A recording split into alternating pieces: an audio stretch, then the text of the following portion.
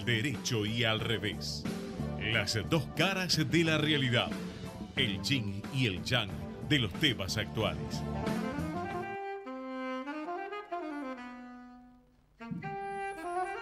¿Qué tal? Buenas tardes, ¿cómo andan? Bienvenidos al programa número 267 de Al Derecho y al Revés.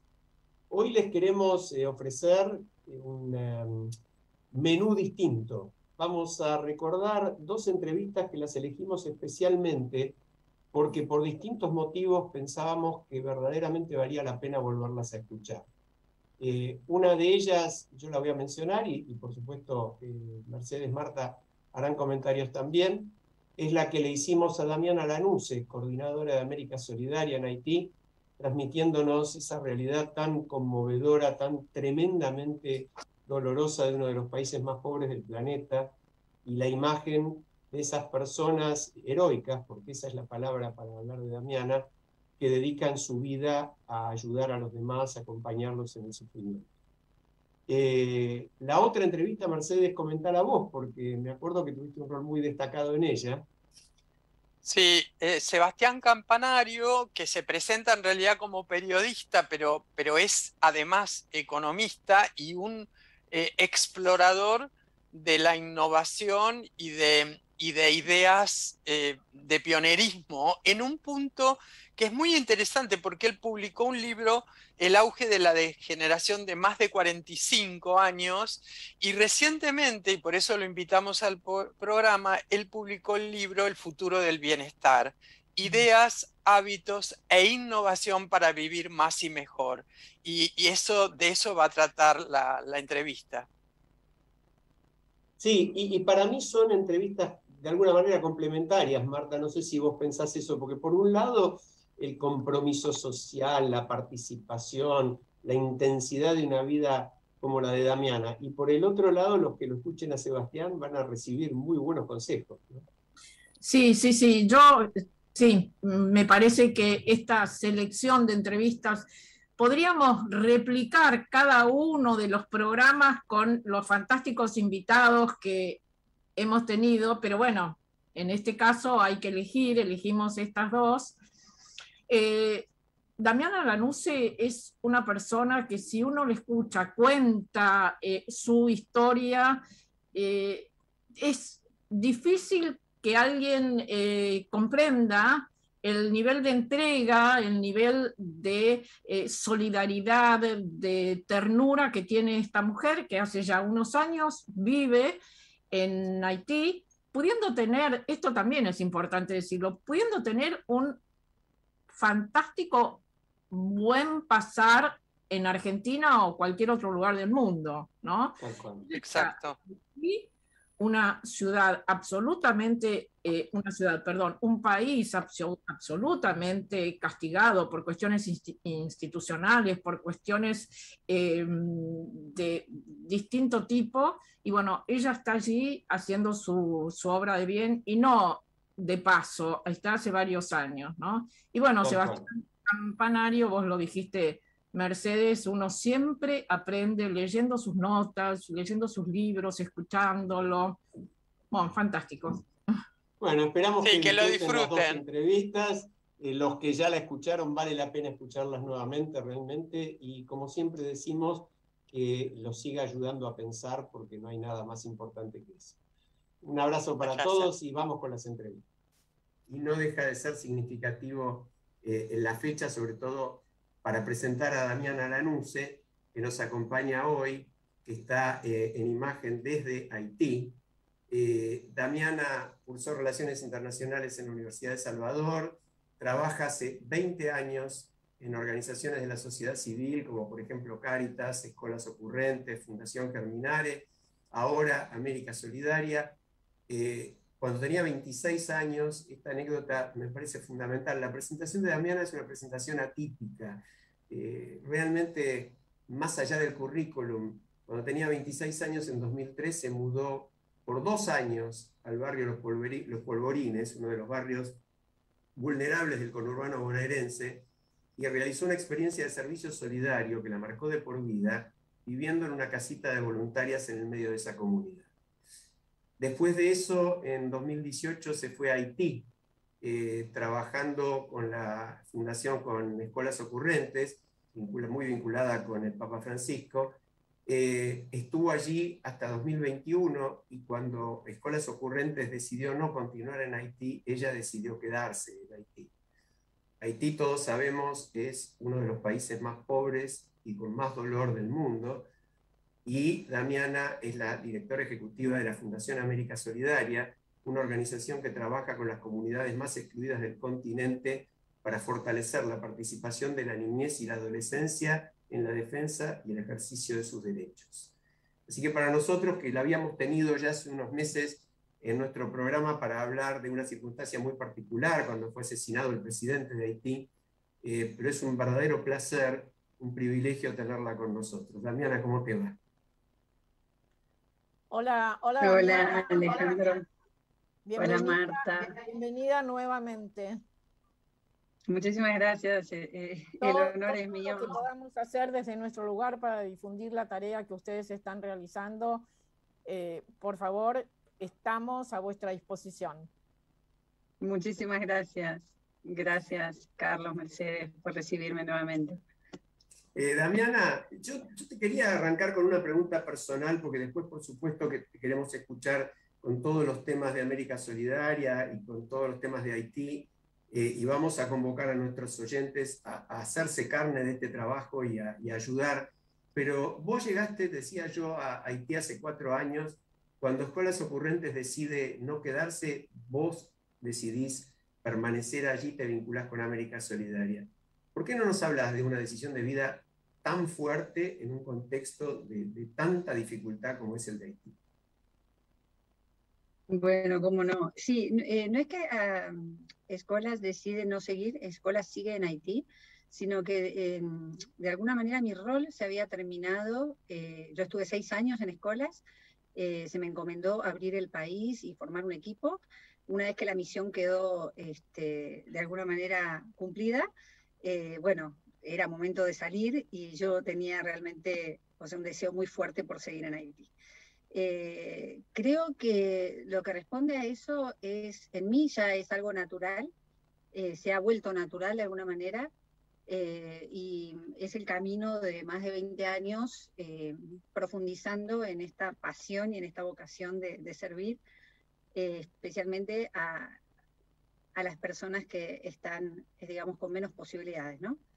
Entonces eso es lo que a mí me hace feliz y es lo que fui descubriendo desde muy joven, y donde yo me acuerdo en la escuela, les decía, a mí mándenme, viste, o a Mozambique, que de hecho fui en 2017, es decir, o a estos países donde realmente hace falta, más que ningún otro lugar, tal vez, poner capacidades, poner tiempo, servicio. Y bueno, la verdad es que yo de este país me enamoré de su mística, de su gente, de su resiliencia. Me conmueve mucho este lugar a mí, personalmente. No sé, tuve como una conexión muy fuerte con Haití, con los haitianos. Y bueno, y hay una razón extra también, que encontré mi actual pareja es haitiana. Bueno, esa es una muy buena noticia. Damiana, tuvo peso. Sí. ¿Desde dónde estás ahora transmitiendo, digamos? ¿Estás en tu casa? ¿Estás en la sede de la fundación? ¿Dónde estás? No, acabo de llegar justamente estuve abajo en Puerto Príncipe, estoy en la montaña, en la casa de mi novio. Okay. Sí, cerca de Puerto Príncipe. Es a 1 hora de Puerto Príncipe. Sí. En Kelskov, es una zona de montaña. Damiana, ¿por qué no nos describís el entorno? Porque yo recuerdo cuando te entrevistamos, más allá de esto que planteaba Alejandro del magnicidio, pero estaban en pleno proceso de no reconstrucción, es decir, que tuvo accidentes naturales, corrupción, falta de electricidad, de internet, de medicamentos. O sea, era un panorama, podríamos decir, si fuera una novela, distópico, pero siendo una realidad era dramático. Y vos estabas, esto que acabas de decir, ¿no? Admirando la resiliencia, la bondad y la calidez de las personas haitianas. Me gustaría que contaras cómo es este entorno ahora, cómo lo ves, cómo lo vivís. Mira, sigue siendo igual o peor, peor incluso en el sentido que hay un deterioro que se fue incrementando, sobre todo en términos de lo que es la expansión de la delincuencia, de las bandas armadas, y de los secuestros. O sea, decían hace poquito en un informe que había el doble que hace un año atrás. Es terrible. En el último par de meses, prácticamente todas las semanas nos enteramos de algún caso de gente que o conocemos o son conocidos de nuestros conocidos, es decir, en el caso, ¿no?, de mi novio por lo menos, o que son personalidades que uno conoce porque están en algún cargo, en alguna empresa. El tema de los secuestros es terrible. Nosotros como equipo en la Fundación hicimos ahora también hace un par de semanas una formación justamente para prevenir y para reaccionar frente a este tipo de situaciones. Y más allá de lo que es el tema de la inseguridad, que afecta a todos los estratos de la población, obviamente está el tema de la extrema pobreza, la falta de acceso a servicios básicos, a educación de calidad sobre todo, es decir, a los niños o niñas, los que van a la escuela reciben una educación muy precaria, muy antigua en cuanto a sus métodos y también en cuanto a sus contenidos, porque en la mayoría de los casos ni siquiera los docentes tienen una certificación para poder estar ejerciendo. Entonces, es decir, es un círculo interminable que puedo estar hablando mucho tiempo sobre los diferentes aspectos de la fragilidad de este país y de este pueblo. Así que es realmente desolador. Yo obviamente hablo desde un lugar de privilegio. En algunos momentos me toca estar compartiendo esa suerte por estar en terreno, como me pasó la semana pasada, en donde estuve en una casa teniendo que ir a buscar el agua, es decir, a un pozo, y bueno, con suerte que había un pozo, ¿no? Para poder bañarnos con un balde o sin electricidad a partir de una determinada hora. Y sigue siendo una situación de privilegio porque tengo una lámpara que con una batería me alumbra, es decir, pero las situaciones de la mayoría de la población son directamente inhumanas, es decir, tienen un camino muy... Damiana, justamente hiciste mención al tema secuestros. Yo leí en la página de la Fundación América Solidaria un relato que fue presentado a un concurso que ustedes convocaron, donde quien escribe habla de la situación de Haití, esta que vos estás comentando en general, y después hace referencia, y muy especialmente, al tema secuestros. Ahora, yo leí ese relato y digo, ¿pero esto será metafórico o será realidad el tema de los secuestros? Y me preguntaba, bueno, pero ¿qué pasa con la gente que es secuestrada? ¿Se pide un rescate? ¿Desaparecen? ¿Cuál es la situación en general en relación a esta terrible temática? Sí, en general se pide un rescate. Lo que están buscando los secuestradores es poder financiar sus armamentos, expandirse. Es como una guerra entre pandillas, entre control territorial, pero en general la mayoría de los casos que secuestran, después los liberan a cambio de hay que atravesar por una situación de negociación, y finalmente se hace una entrega de lo que es el rescate, el dinero que se haya negociado, y la persona la sueltan.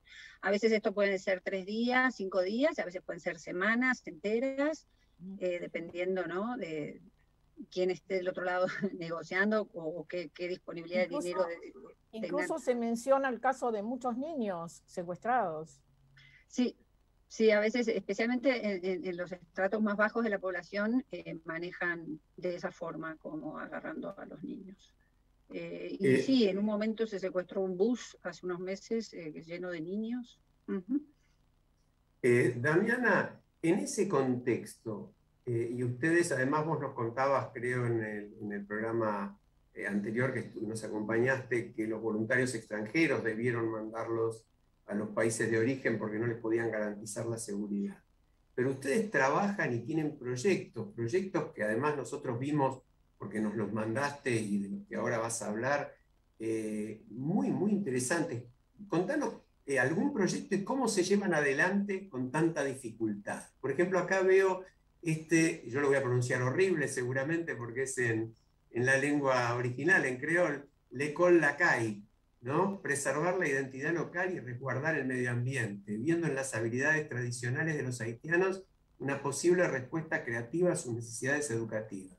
¿Qué es eso y cómo hacen para llevarlo adelante?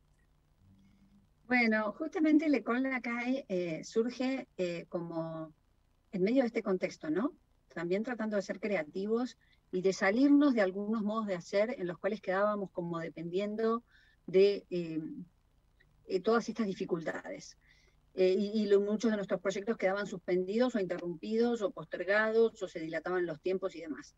Entonces, estamos como tratando de poner un foco más fuerte en trabajar con profesionales, artistas, es decir, con los mismos haitianos. Y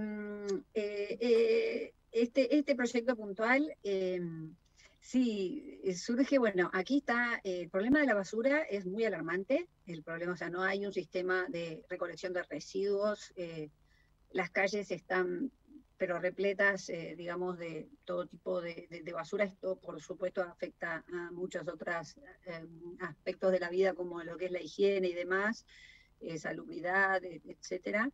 Es decir, tratando de encontrar una respuesta para esa problemática, vinculándola también con la problemática educativa, ¿no es cierto?, en donde, es decir, les falta todo, no tienen muchas veces ni siquiera el mismo cuaderno, lo tienen que compartir entre 5 chicos, lo que es el cuaderno escolar, es decir, ni hablar de los materiales didácticos básicos que la currícula nacional les exige, en las comunidades donde nosotros trabajamos escasea.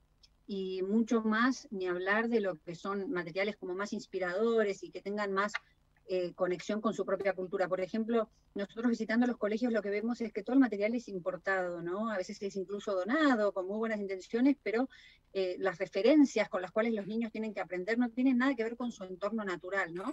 Entonces dijimos, mismo también identificando que es un pueblo súper creativo, en el sentido de que hay muchísimos artistas de todos los tipos de arte, ¿no? Pero en cuanto a lo que es artes plásticas y lo que es al mismo tiempo, están muy entrenados en reciclar. Entonces, identificamos algunos artistas en esta cuestión del reciclaje, la recuperación de basura, y decidimos trabajar para crear materiales didácticos para la educación que respondan al requerimiento de la currícula y también a fíjate, perdóname que te interrumpo, porque fíjate en pantalla. Fíjate en pantalla que explícanos un poquito. Estamos pasando justamente parte del material en pantalla.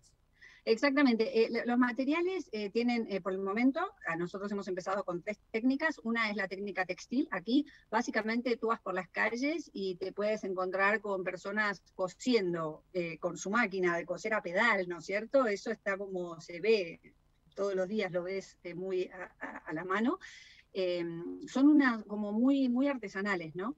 Entonces, viendo esto, dijimos vamos a favorecer especialmente a las mujeres, ¿no? También pensando en un tema de como con un enfoque de género y que puedan tener un trabajo y que encima de ese trabajo tenga un sentido, ¿no? Trascendente, que no sea, muchas veces ellos hacen cosas para el turismo acá prácticamente no existe o menos que nada últimamente. Por otro lado está el tema del reciclaje de metales.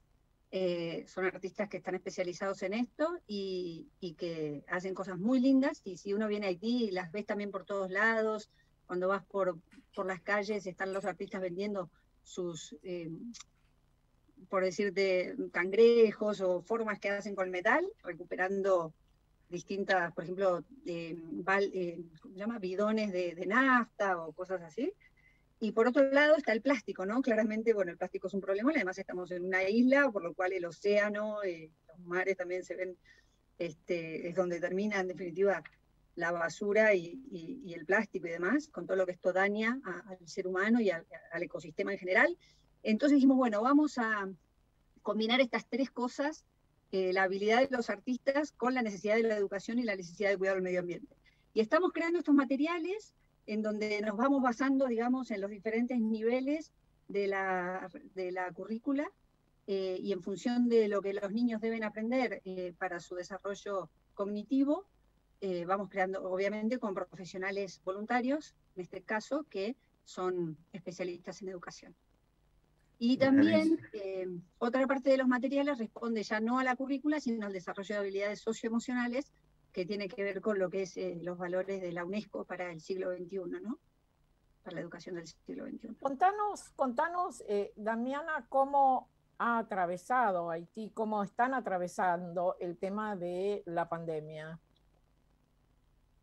La verdad es que no ha sido un tema prioritario para nada, comparativamente hablando con los demás países donde nosotros estamos acostumbrados a movernos, Argentina, Uruguay, Chile, es decir, la verdad es que en Haití yo tenía mucho miedo cuando empezó el tema de la pandemia, yo estaba aterrorizada, decía, acá esto va a arrasar. Y la verdad es que no fue así, y no se termina de comprobar por qué. En parte creo que es por el poco flujo fronterizo y de contagios que como pasó por ejemplo en República Dominicana, que está dentro de la misma isla, pero a donde empezó a llegar gente de Europa y gente que traía la enfermedad. Aquí eso no fue tan así. Por otro lado, hay un tema creo también en su sistema inmunológico, están tan acostumbrados, digamos, a vivir en estas condiciones y han pasado por el cólera y por tantas cosas que les han tal vez reforzado su sistema. Entonces no han sido muy fuerte, ¿no? El impacto en la cantidad de... ¿Y el tema con las vacunas? Bueno, el tema con las vacunas tardó bastante en que ingresaran al país. De hecho, el presidente que fue asesinado estuvo impidiendo que ingresaran, y por lo cual ingresaron recién después de su fallecimiento. Más o menos creo que fue como en septiembre que empezaron como con las campañas de vacunaciones aquí en Haití, en algunos casos gratuitas y demás. Damiana, dale. Te decía que tenemos en imagen fotos de ustedes allí, del equipo. Además teníamos una sorpresita para vos que está ingresando al Zoom en este momento. ¡Ahí está! ¡Sorpresa! La tenemos a nuestra querida amiga Inés Sanguinetti, que es muy amiga de Damiana. ¡Qué linda que estás, Damiana! Y yo tampoco. Inés es mi maestra, mentora, soy su discípula, declarada aquí. Hermana de la vida, así es. Qué linda sorpresa. Y este grupo, Dios mío, escuchen, hay que decirle a la audiencia que si sumamos a todos estos seres humanos, te juro que esto es un mandala muy fuerte, ¿eh?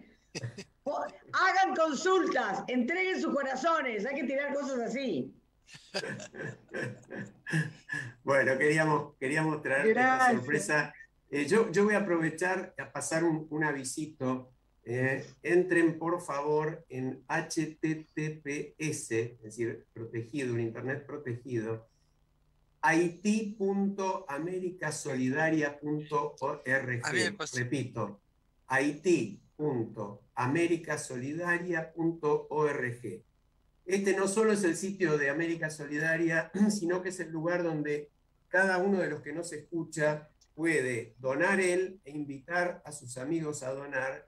Y va a ser muy difícil que encuentre una causa más justa y más solidaria que esta en todo el mundo. Lo podemos decir con absoluta certeza. Así que van a donar a estos materiales que fabrican las mujeres y los chicos de Haití con material, reciclando bidones de plástico, lo que sea que encuentren por las calles, esa basura que en lugar de ir a pudrir el mar, la usan para que los chicos tengan materiales para el colegio. difícil no conmoverse ante una cosa así. Charlie, vos querías preguntar algo. ¿Y qué tal, Damiana? Gustazo verte. No, te quería preguntar, vos sabés que yo tengo, mi primo Alejandro hizo toda su carrera de militar, de hecho terminó de coronel, fue casco azul, estuvo en Haití 2 años, antes había estado luego del conflicto en Croacia también como casco azul, es decir, una persona entrenada para manejar situaciones de riesgo y vivirlas, gestionarlas. Cuando volvió de Haití, volvió absolutamente impactado, diciendo básicamente que era un país que no tenía arreglo.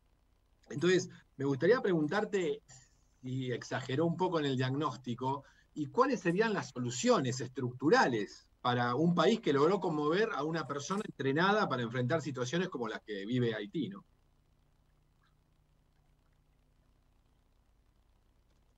Sí, yo no quiero pecar de idealista, que lo soy, en definitiva, pero creo que dependiendo en qué plazos miremos la posible solución, estamos como bastante acostumbrados a esperar cambios muy rápidos, a pensar en cortos o medianos plazos, y realmente si se puede pensar en una solución para Haití, es cierto que es muy probablemente que no la vayamos a poder ver nosotros, que estamos hoy aquí presentes, ¿no?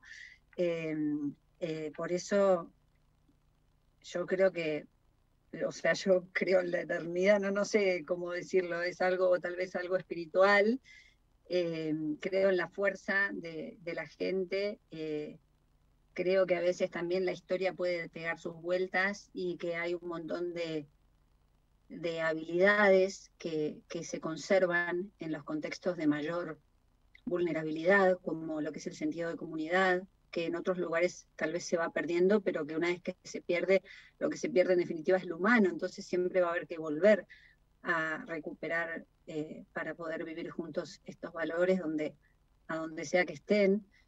Es decir, yo tengo una mirada muy esperanzada, no tengo una respuesta definitiva. Sé que es un país en donde los mismos haitianos están muy desesperanzados. Desde hace un año a esta parte hay un éxodo terrible, y eso es muy triste. Pero creo que se trata de poder estar acompañando, ¿no? Y ofreciendo y brindando lo que se pueda para que, creyendo en ellos, y no se sabe qué puede pasar. Yo creo que sí, va a tomar tiempo, pero pueden salir adelante, como ha pasado en tantas otras naciones.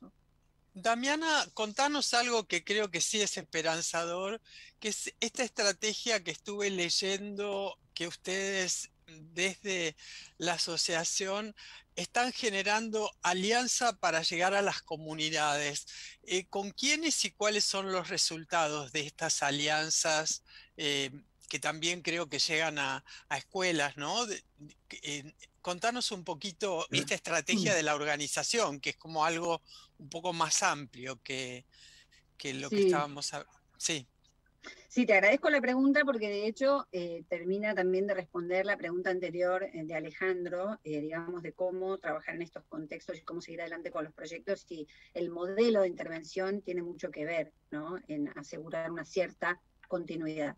Nosotros Damiana, perdóname, te voy a interrumpir porque justamente antes de que expliques cómo desarrollar los proyectos en ese contexto, vamos a ir a una pausa de 1 minutito.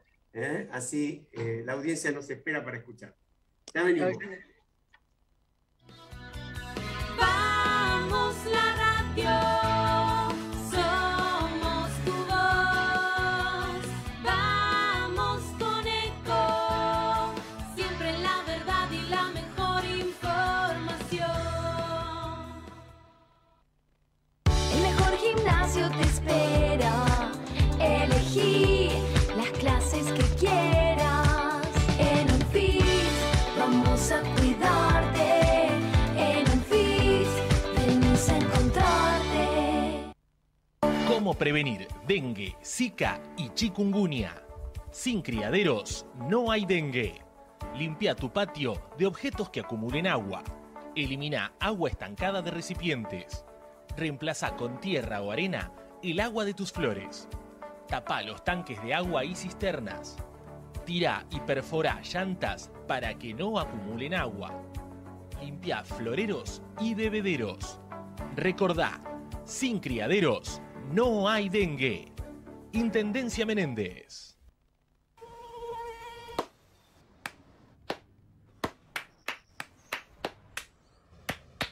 No aplaudamos al mosquito, combatámoslo en serio.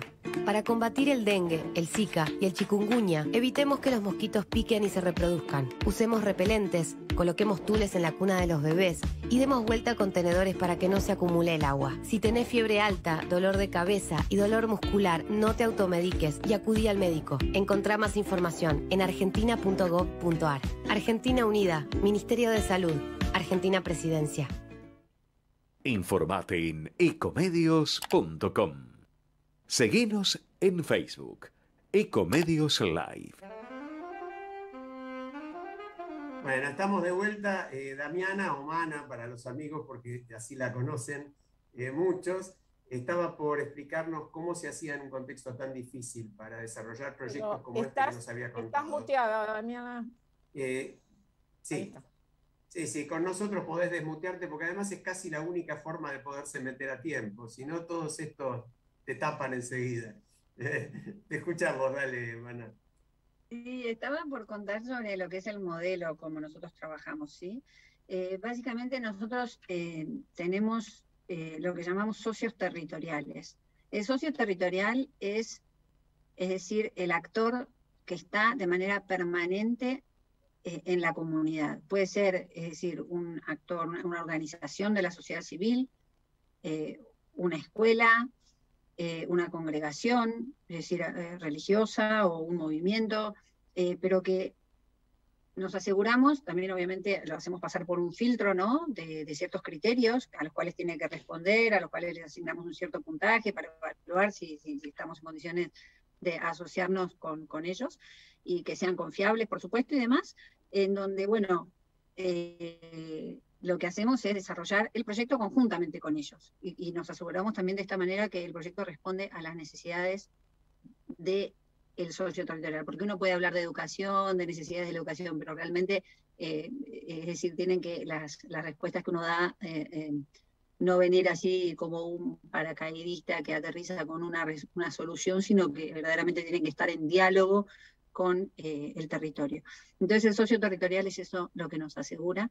Y también una de las cosas que otro de los actores importantes en nuestro modelo son los voluntarios profesionales, que vienen a reforzar las capacidades del socio, por medio de formaciones, dependiendo de qué se trate el proyecto, sea de salud, sea de educación, por ejemplo.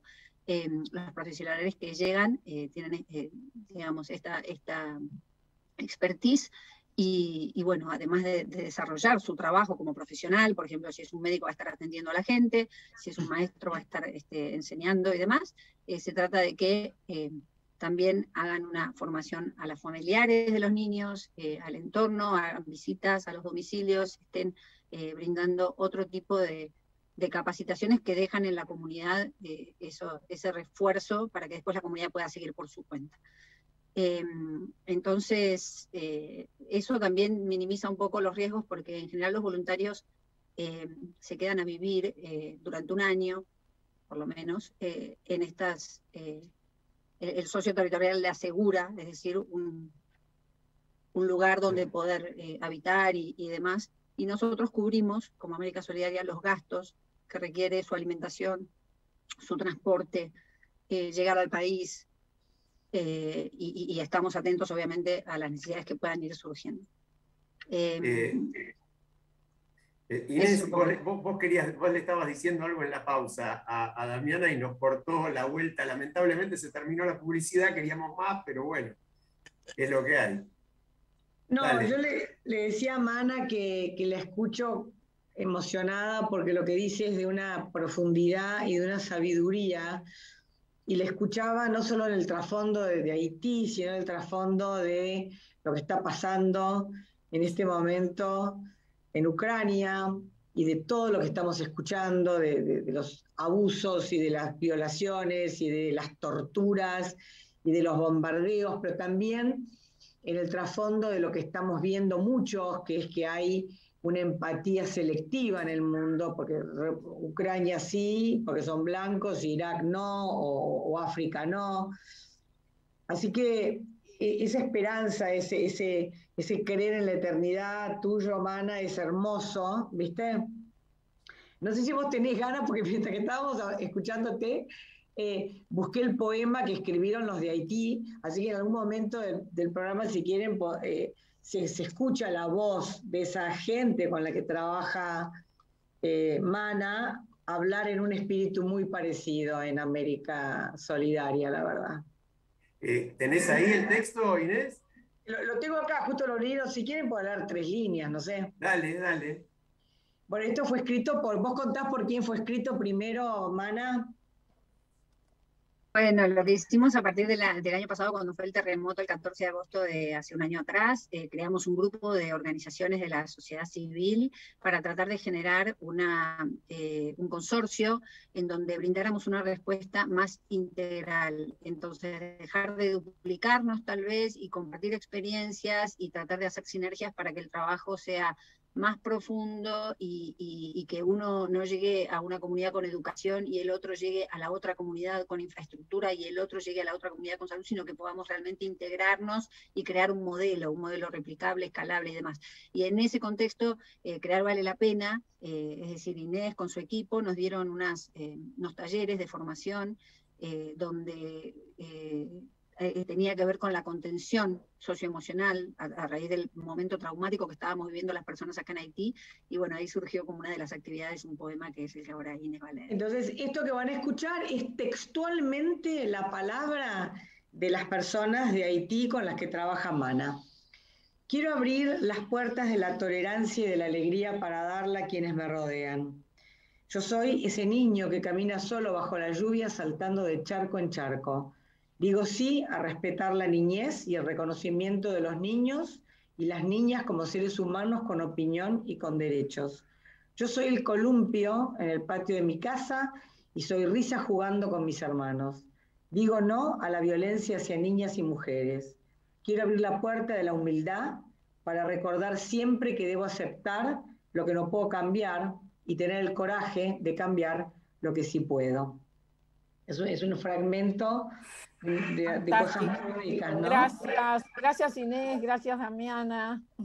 Fantástico, fantástico. Marta, vos tenías un mensaje que nos llegó también mientras tanto, entre varios otros. Yo tengo acá también, voy a leer algo, es un mensaje que acaba de enviarnos Cristina Calvo, una conocida amiga querida de este programa, que la hemos tenido también de invitada. Ella es economista y cercana en sus actividades a escuelas socorrentes, a Cáritas, etc. Y nos dice: en 1804, una revuelta de esclavos liderada por el general Toussaint Louverture convirtió a Haití en la primera nación independiente de toda América Latina y el Caribe, y la primera en el mundo en abolir la esclavitud. Siguieron cerca de 100 años de inestabilidad política y el pago de una onerosa indemnización a Francia. Inviten a alguien que hable de esto. Es un pueblo increíble. Excelente entrevista. Y bueno, quizá vos puedas ayudarnos, Damiana, a encontrar a alguien que pueda hablarnos de este tema o incluso hacerlo vos misma en este momento. Sí, me encantaría que lo pudieran invitar, por ejemplo, a Arnold Antonen, que está de hecho casado con una argentina, con Beatriz, es un haitiano que es cineasta, es economista de formación, se exilió en una época durante 20 años, estuvo viviendo en Italia, después en Venezuela, 10 años en Italia, 10 años en Venezuela, y hoy está en Haití dedicándose al cine, tiene un centro cultural también, llamado Petion Bolívar, que de hecho es la relación entre Petion, ¿no? Que es un héroe de la independencia haitiano, y Bolívar, como entendiéndolo de hecho a Petion como inspirador de todo lo que fue después la liberación de los países en Latinoamérica, ¿no? En la época de la independencia. Y bueno, es así, tal cual. Yo creo que Arnold sería una persona, además puede hablar perfectamente en español en la entrevista y demás, para que lo inviten, Yo también puedo, no sé si tenemos tiempo, pero un poquito puedo aportar al respecto. Es un contraste muy grande justamente que yo siempre me sorprendo porque digo, no solamente fue el primero después de Estados Unidos, ¿no?, en el continente americano, en independizarse, sino que siendo un país de esclavos y de... como que yo lo leo como un pedacito de África, ¿no?, en América. Porque tiene esa particularidad, si bien, es decir, hay poblaciones afro en diferentes países de nuestro continente o focos en donde se concentra este tipo de población, pero en Haití es como un país entero. Y han sido, obviamente, rompiendo el status quo de lo que era en plena época colonial, los primeros, y sin embargo, parecería que en realidad nunca terminó de efectivizarse, ¿no?, esa independencia. Sigue estando muy sujetos. Por ahí se puede agregar, Damiana, que como decía Cristina Calvo, en buena medida el origen, sobre todo de la brutal crisis económica que ha sufrido Haití y también de sus crisis institucionales, etcétera, tiene mucho que ver con el castigo tremendo que le infringieron, justamente porque lo que planteaba Francia es que la habían dejado sin sus esclavos. Hay que decirlo porque fue exactamente así. La habían dejado sin sus plantaciones basadas en la esclavitud. Y por eso le impusieron terribles sanciones durante años a Haití. Haití no está donde está solamente por mérito propio, sino también en buena medida por esto, ¿no? Sanciones económicas y simbólicas. Tal cual, tal cual. Yo quería Por ejemplo, repitas... Damiana, ¿cuáles son lo que vos percibís como estas sanciones simbólicas? Es un pueblo que hoy sigue reproduciendo los mecanismos de la esclavitud, entre ellos. Es como si estuvieran repitiendo y reproduciendo el mismo escenario, ¿no? Tal vez como para procesarlo, porque siguen estando traumatizados, ¿no?, de alguna manera, pero no han podido escaparle o aprender una alternativa de vincularse justamente libertaria, por decir. Eso, por ejemplo, yo he visitado, lo he visto con mis propios ojos y está absolutamente naturalizado el látigo en las escuelas, cuando los niños están en el recreo y se ponen a hacer un poco de mucho barullo, mucho excitación, lo cual es totalmente normal, y más en un momento de recreo y más en un momento de niñez. Aparece el celador con el látigo y eso está prácticamente institucionalizado, y yo sin mucho por poder hacer frente a esa escena. Por poner un ejemplo, ¿no? Bueno, me parece que es un ejemplo más que suficiente, y les vuelvo a recordar, haití.americasolidaria.org. Les leo lo que dice la página: tu participación es fundamental. Vamos a dar atención médica y talleres de prevención de enfermedades a 1000 familias afectadas por el terremoto de Haití en comunidades excluidas del sur. Porque esto es lo más terrible, lo que nos está contando Damiana. Dentro de la exclusión hay más exclusión. Dentro de la esclavitud hay más esclavitud. Es decir, hay relegados aún en países tan pobres como ese, que tiene el 65% abajo de la línea de pobreza y un porcentaje altísimo de desocupación. Entonces, entrar y donar allí. Yo quería, Damiana, que le cuentes un poquito también a la audiencia una de las fotos que pasamos, que era muy conmovedora, es de hace una semanita tuya, hace pocos días, haciendo estos justamente talleres de prevención. Contanos la experiencia, ¿a dónde fueron, la gente que se acerca, a qué? A pedir, a encontrar qué de ustedes, qué le dan.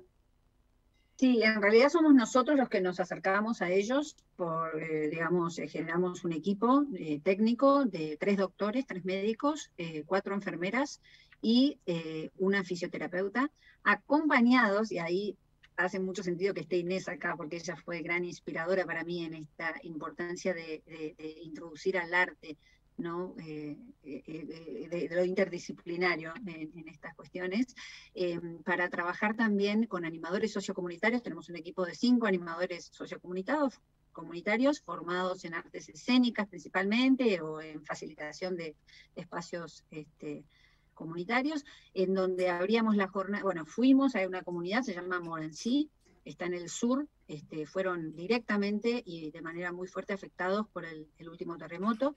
Están súper aislados, no tienen en las inmediaciones del lugar un centro de salud, tienen que viajar por un buen rato para llegar a un centro donde ser atendidos cuando tienen algún padecimiento o enfermedad. Así que lo que hicimos fue instalarnos durante una semana en este lugar y durante 4 días de la semana abríamos la jornada con una escena teatral educativa, ¿no es cierto?, donde se transmitían hábitos de higiene, de cuidado, y era participativo, era como teatro forum, ¿no? Entonces, donde la gente después pasa como a solucionar la escena que se planteó, que era conflictiva y demás. Y después este mismo grupo iba a las escuelas que están alrededor del lugar donde trabajábamos para poder también hacer un poco de animación y demás con niños y jóvenes. Mientras tanto, hemos atendido durante los 4 días a 1000 personas y la verdad es que es increíble la alegría que ellos que se ve en ellos, porque no están para nada acostumbrados y se llenaba de gente, eran multitudes de personas que venían y no teníamos, pobrecitos, dónde, y sin embargo esperaban horas porque no teníamos suficiente, digamos, espacio en donde pudieran sentarse o esperar, y ahí estaban haciendo la fila y finalmente los veía un doctor y se les daban los medicamentos. Así que bueno, esto lo estamos haciendo en 3 comunidades distintas del sur que fueron afectadas por el terremoto, así que estamos rotándonos cada 2 semanas para ir cambiando de comunidad y repitiendo lo mismo. Nosotros los del equipo, que somos poquitos, vamos, una vez va uno, una vez va otro, como para supervisar, digamos que estar ahí como responsables, ¿no? Porque somos en definitiva los responsables de la ejecución, porque somos los que recibimos el financiamiento para que esto se pueda hacer. Entonces nos gustaría poder seguir haciéndolo, por eso estamos pidiendo la ayuda por medio de la campaña. Por favor. Y contanos, antes de que se nos termine, ahí voy con Charlie también, esto de antes que se termine el tiempo, por supuesto, Accionadores para una América Solidaria, ese sí no me animo a pronunciarlo en creol, me excede por completo decirlo vos. Contanos, sí, pero el título es impresionante. En creol es Gen Cap Allí, es jóvenes que... no era tan difícil. Gen Cap Allí, era fácil. Gen Cap Allí es muy fácil, es muy fácil. Sí. Gen Cap Allí es, bueno, Accionadores es el nombre del proyecto a nivel continental. En los otros países donde está la fundación se llama Accionadores, pero en Haití obviamente hicimos la adaptación del nombre para que fuera con un sentido para la gente que habla el idioma creol. Se trata de un proceso de encuentro entre jóvenes que vienen de distintos contextos, pero también de formación a lo largo de un año.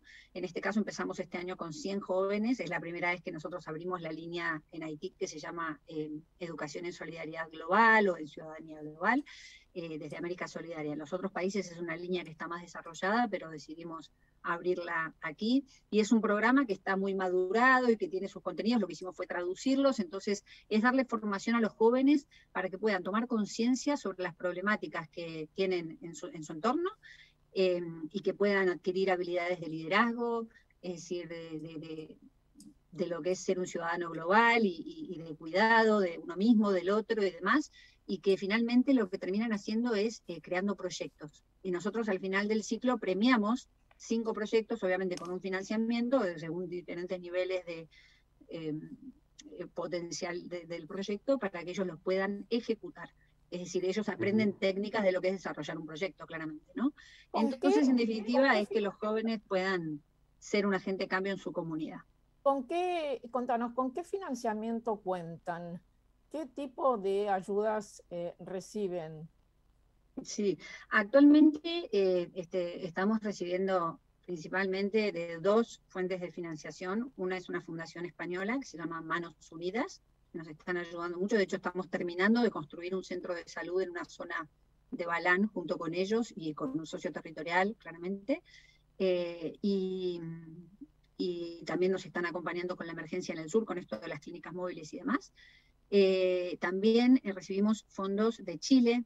Bueno, hemos recibido de cooperación internacional, de distintas embajadas y demás, pero actualmente hoy, después de una crisis muy fuerte que vivió la fundación, en donde tuvo que, hace un par de años, reducir mucho su equipo y cancelar incluso algunas ejecuciones de proyectos y demás. Ahora estamos como reflotando.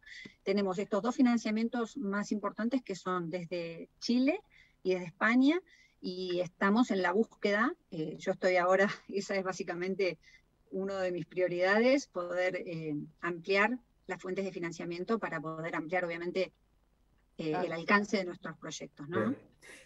Antes de darle a Charlie, le transmito a Damiana aplausos virtuales, flores virtuales, bravos virtuales de, por ejemplo, Alice Queillón, María Gutiérrez Pechemiel, Anita Life, algunos mensajes que nos están llegando. Charlie. Y quería preguntarte, Damiana, si nos podés actualizar en la situación institucional, ¿no? La última vez que hablamos fue a los días del asesinato del presidente. ¿Cómo siguió este proceso y cómo sigue, no? Sí, institucional a nivel país, sí. Sí, claro. Elecciones no hubo. Iba a haber supuestamente en septiembre, estaba planificado, tendría que haber habido en enero del año anterior, es decir, después dijeron que iban a ser en febrero, no hubo hasta el momento, por lo tanto estamos acéfalos en términos de presidencia. Está gobernando un primer ministro, el cual la población está absolutamente disgustada con su inoperancia y con su, es decir, hace 2 semanas hubo 3 días de huelga, de manifestaciones, y hay diferentes instancias en donde la población, o sea, obviamente la prensa se van expresando acerca de esta disconformidad, ¿no? No sé si con esto te respondo, Carlos, o más en detalle. No, está perfecto, me parece que da un panorama claro de la situación. Yo te quería pedir también, Damiana, que recuerdes las redes sociales de ustedes para que la gente se pueda conectar por ahí. Con toda sinceridad lo tenía a mano y ahora no lo encuentro, pero ustedes están en Facebook, en Instagram. Ahí estás muteada. Estás muteada. Ah, sí, disculpa. Sí, en Facebook y en Instagram, a Solidaria Haití. A Solidaria Haití, tanto en Facebook como en Instagram, y le recordamos a la gente que puede entrar a ver de qué se trata y, por supuesto, hacer su aporte solidario en haití.americasolidaria.org.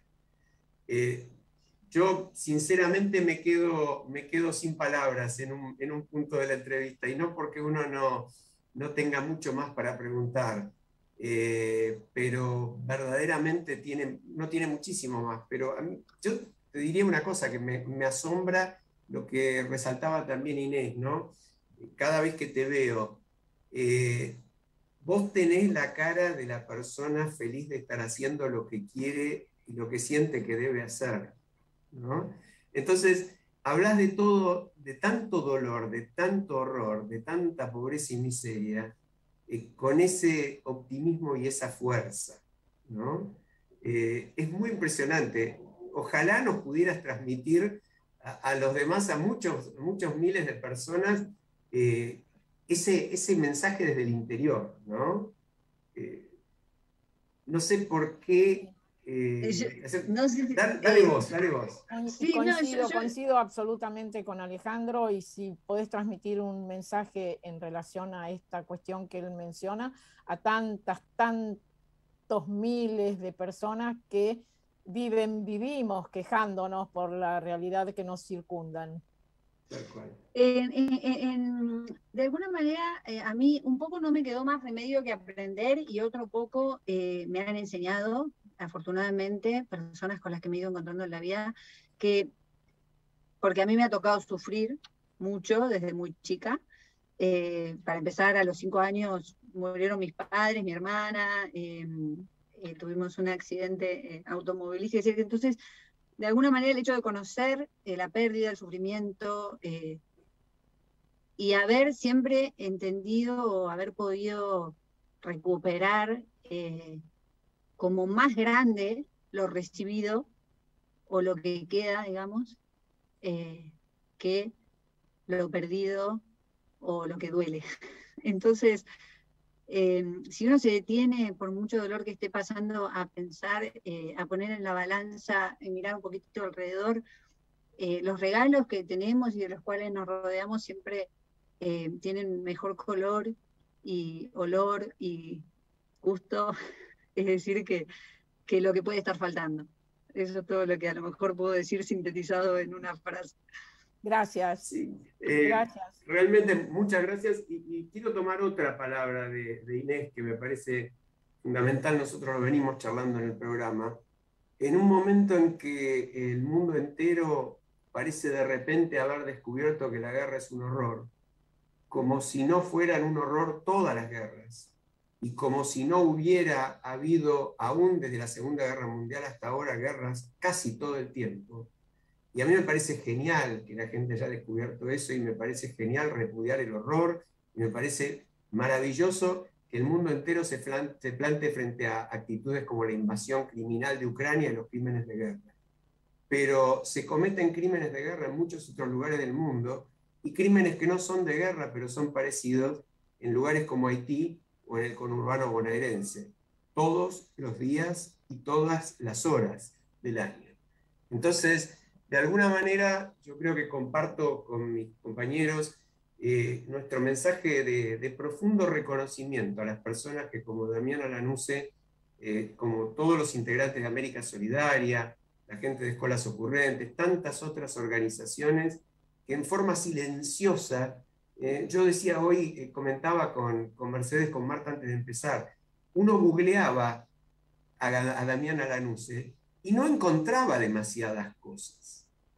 Entonces, ¿cómo puede ser que alguien que hace una tarea tan extraordinaria no aparezca y tantas otras pavadas aparezcan de a miles y de miles por todos lados? Bueno, un poquito quizás ese haya sido nuestro modesto aporte en el día de hoy. Damiana, vamos a seguir profundamente comprometidos y tratando de ayudar en todo lo que esté a nuestro alcance. Te agradecemos muchísimo la visita. Gracias una vez más, Damiana, gracias. Mana querida, tenés un equipo acá, ahora por suerte más grande, porque estas personas son como ángeles cuidadores, entonces yo quiero que vos te vayas de esta reunión sabiendo que yo siempre estoy muy asustada y le pregunto dónde está y no sé qué hace, porque está viviendo en situación de mucho riesgo, entonces ahora somos 1, 2, 3, 4, 5, nos vamos a tomar un avión y nos vamos a poner cerca de la isla más cercana y vamos nadando si hace falta, pero sabés que contás con nosotros, ¿sí? Nos tenemos que ir a la pausa, además otros más saludos, Javier y Silvia Urich, bueno, después te los pasaremos todos, nos vamos a la pausa. Damiana, un beso grande. Gracias. Gracias. Desde Buenos Aires, transmite LRI 224, AM 1220, Ecomedios. ¿Pensás en tu salud y la de tu familia? Pensá en MGN Salud. MGN Salud es una empresa de medicina privada que te brinda los mejores profesionales en todas las especialidades médicas, con centros y laboratorios de primer nivel. Envía un WhatsApp al 11 40 46 27 27 y asesórate con un ejecutivo. Ahora, en MGN Salud, podés aprovechar tus aportes. Envíanos durante las 24 horas un WhatsApp al 11 40 46 27 27. Recordá, MGN Salud, siempre cerca. Superintendencia de Servicios de Salud, www.sssalud.gov.ar, 0800-222-72583, RENEM, número 117924. En la provincia de Buenos Aires ya tenemos más de 100 edificios educativos nuevos y nadie se quiere perder el nuevo primer día. 100 nuevos primeros días, 100 nuevos edificios educativos. La educación como prioridad, con obras que transforman. Gobierno de la provincia de Buenos Aires. Hey. Subí el volumen. Escucha. Subí un poco más. Qué ganas de viajar, ¿no?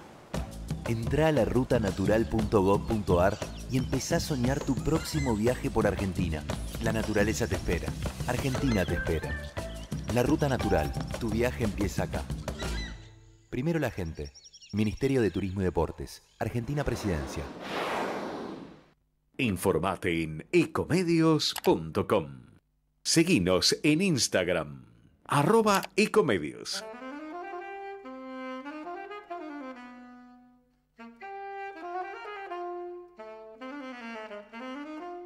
Mercedes, ¿quién es Sebastián Campanario? Bueno, voy a empezar diciendo que es licenciado en Economía y en Periodismo, que recibió el premio Conex de Oro a la divulgación. Es miembro del Instituto Baikal, que es un lugar muy, muy interesante. Dirige Proxy, Exploraciones sobre lo Próximo, que son exploraciones sobre las agendas que vienen, y es autor y coautor de varios libros. Quiero rescatar especialmente Revolución Senior, el auge de la generación de más de 45, a partir del cual me transformé en su fan. Porque es un escritor chispeante, entretenido, altamente pragmático, porque pone ejemplos geniales de casi todas sus ideas relevantes. Y recientemente publicó El futuro del bienestar, ideas, hábitos e innovación para vivir más y mejor. Pero lo que no dice la hoja de vida, ni estoy diciendo yo hasta el momento, sobre Sebas o Campa, como le dicen algunos, es que es una de las personas más inteligentes, creativas y generosas que yo conozco. Realmente es un placer leerlo y yo tengo como pendiente ser alumna de él en el Instituto Baikal la próxima vez que des un seminario, ahora será un híbrido por ahí, webinar, sobre el tema de longevidad y demás. Espero que nos lo digas, así también invitamos a la audiencia. Ahora, la primera pregunta no va a tener que ver con tu último libro ni con otros libros, sino con esto de qué es la experiencia NASA en Cabo Cañaveral que acabas de tener. Empecemos por ahí. Bueno, Mercedes, gracias por la presentación. Gracias, Marta, Alejandro. La verdad que un placer enorme hablar con ustedes. Mirá, ni yo me lo podía creer eso. Era medio como una generación Zoe Cositorto hasta que lo viví hace un mes. Lo quería vivir para sentir que era algo real. Nada, fueron unos amigos que tocaron la puerta de la NASA y propusieron hacer una jornada, una experiencia, una semana de capacitación para empresarios. La NASA no tiene contenidos de capacitación para empresas, entonces me pidieron que yo lo arme con la estructura de Proxy, con sabor a espacio, y nos fuimos una semana con 25 empresarios, hace un mes exactamente, ahí al Centro Kennedy de Cabo Cañaveral, y la verdad que fue impresionante. Un día hablamos con un astronauta, hay experiencias tipo Disney para hacer, con la misión Apolo, Atlantis, con todas las misiones. Hay team buildings, tuvimos mucha suerte de que el último día, el viernes, vimos un lanzamiento, que eso es imposible de prever porque siempre el tiempo se va cambiando, pero el último día vimos el lanzamiento de Acción, que es una misión de Elon Musk con formación con la NASA, y bueno, ha salido súper bien, y ahora en septiembre vamos a hacer otra, y en noviembre otra, y creo que había que ser el primero, como te decía, para darnos cuenta de que era algo real. Pero la verdad que estar ahí, yo nunca había ido, no sé si alguno de ustedes fue alguna vez, es la única forma de tomar la dimensión de la gesta, y todo lo que ves hoy en discurso de emprendedores, de innovación, todo ya lo hacía la NASA hace 50 años, ¿viste? O sea, cualquier cosa que está de moda hoy en materia de cambio, transformación, los tipos ya lo hacían en la década del 60 y lo hacían 10 veces más potente que ahora. Así que es un lugar realmente muy, muy inspirador para ir. Queda al lado, aparte de Cocoa Beach, que es una playa que no parece de la Florida, es una playa como más californiana, es una playa para surfers, así que ahí aproveché también para hacer una actividad de bienestar, que era mi último libro. Es una combinación medio rara de astronautas, astrofísicos y surfers al lado, pero muy potente para temas de innovación, ¿no? Sebastián, perdón, pero yo lo quiero saludar de la siguiente manera. ¿Todo bien? Así es. Te pregunto así para que nos cuentes algo del artículo que escribiste, que justamente en su título comienza con esta pregunta. ¿Todo bien? Sí, eso es. Creo que lo hice ahora para un vertical nuevo de La Nación que salió de Bienestar, porque alguien en Twitter puso que odiaba que le digan todo bien, porque nunca está todo bien, ¿no? Uno cuando te dicen todo bien, pero bueno, siempre decís que sí, no te vas a poner a contar que no está bien, y la realidad es que, bueno, eso da pie un poco a contar una de las hipótesis de apertura del libro, del último, que es El futuro del bienestar, que es el apocalipsis que vivimos en términos de bienestar con el COVID, apocalipsis a nivel físico y a nivel mental, ¿no? Está muy subestimado todavía, me parece, el costo que ha tenido en la salud mental todas las cuarentenas. Algunas estimaciones económicas son pavorosas, son de billones de dólares, ¿no? De millones, varias veces el PBI de la Argentina en términos de costo de salud mental de aquí al 2030.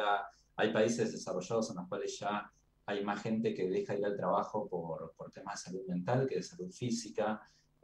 Bueno, y este es solo uno de los costos. Entonces, me pareció que uno de los motivos para hacer el libro fue que siempre estar bien fue un aspiracional, siempre quisimos estar bien, pero creo que después de la pandemia, más importante todavía, porque todos tomamos más conciencia de nuestra fragilidad, ¿no? Todos tuvimos amigos o parientes que la pasaron muy mal, entonces, un poco por contraste, me parece que este tema creció y va a seguir creciendo mucho. Yo cuando empecé a escribir de esto en La Nación, un año antes de hacer el libro, llevaba estos temas y el editor de la revista me decía, estás loco, vamos a ver nuevo bienestar, se están muriendo 700 personas por día por ahí en ese momento. Y yo decía, mira, justamente ese es el punto, ¿no? Me parece que justamente hay que hablar de esto porque es lo que un poco... Y eso, por supuesto, combinado con toda la agenda de ciencia ficción que estamos viendo en lo que se llama Ciencias de la Vida, en biotecnología, que es otro tema que yo sigo mucho en las notas de La Nación. Me parecía que eso combinado, digamos, daba como un buen motor para tomar el tema. El tema de bienestar no es un tema súper original.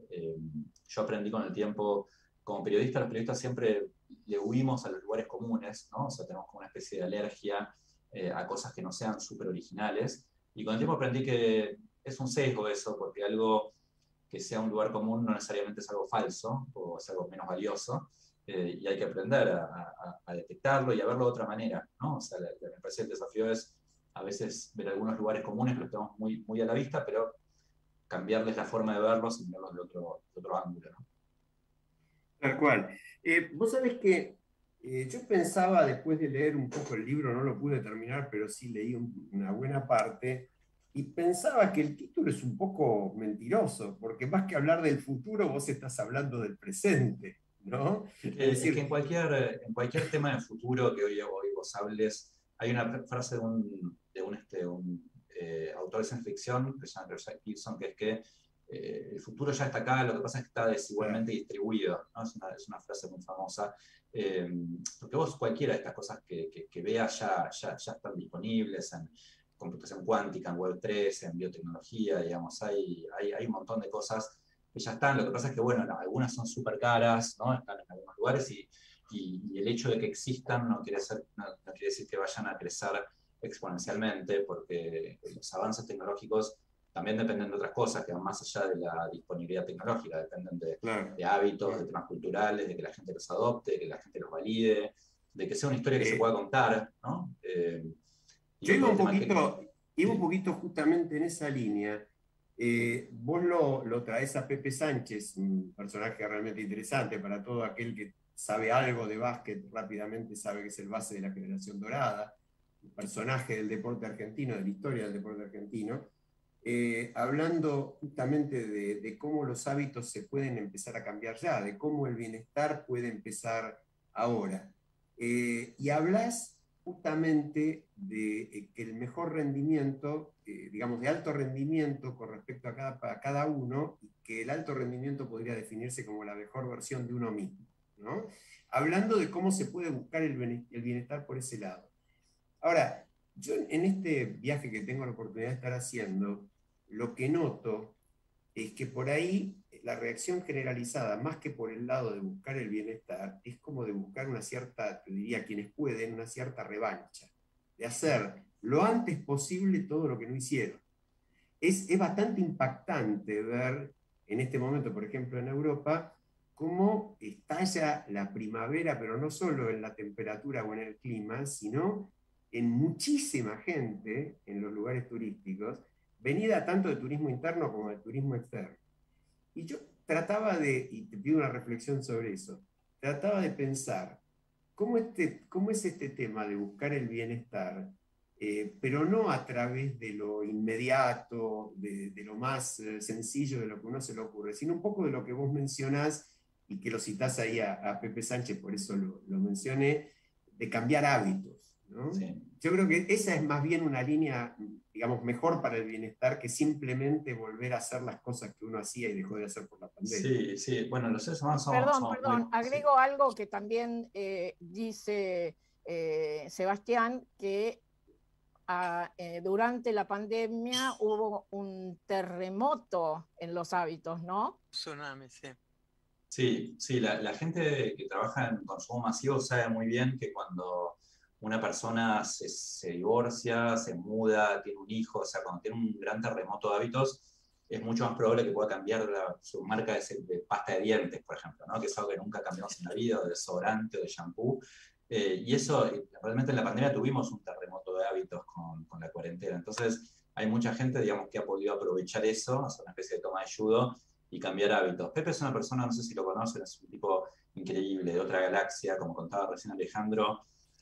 Fue el base de la generación dorada. Para muchos es el mayor logro de la historia del deporte argentino, la medalla dorada en básquet de Argentina en el 2004, porque es una cosa de otro planeta, ganarle a Estados Unidos 2 veces con todos los jugadores de la NBA. Pepe era el base, era el cerebro del equipo, es el mejor amigo de Manu Ginóbili.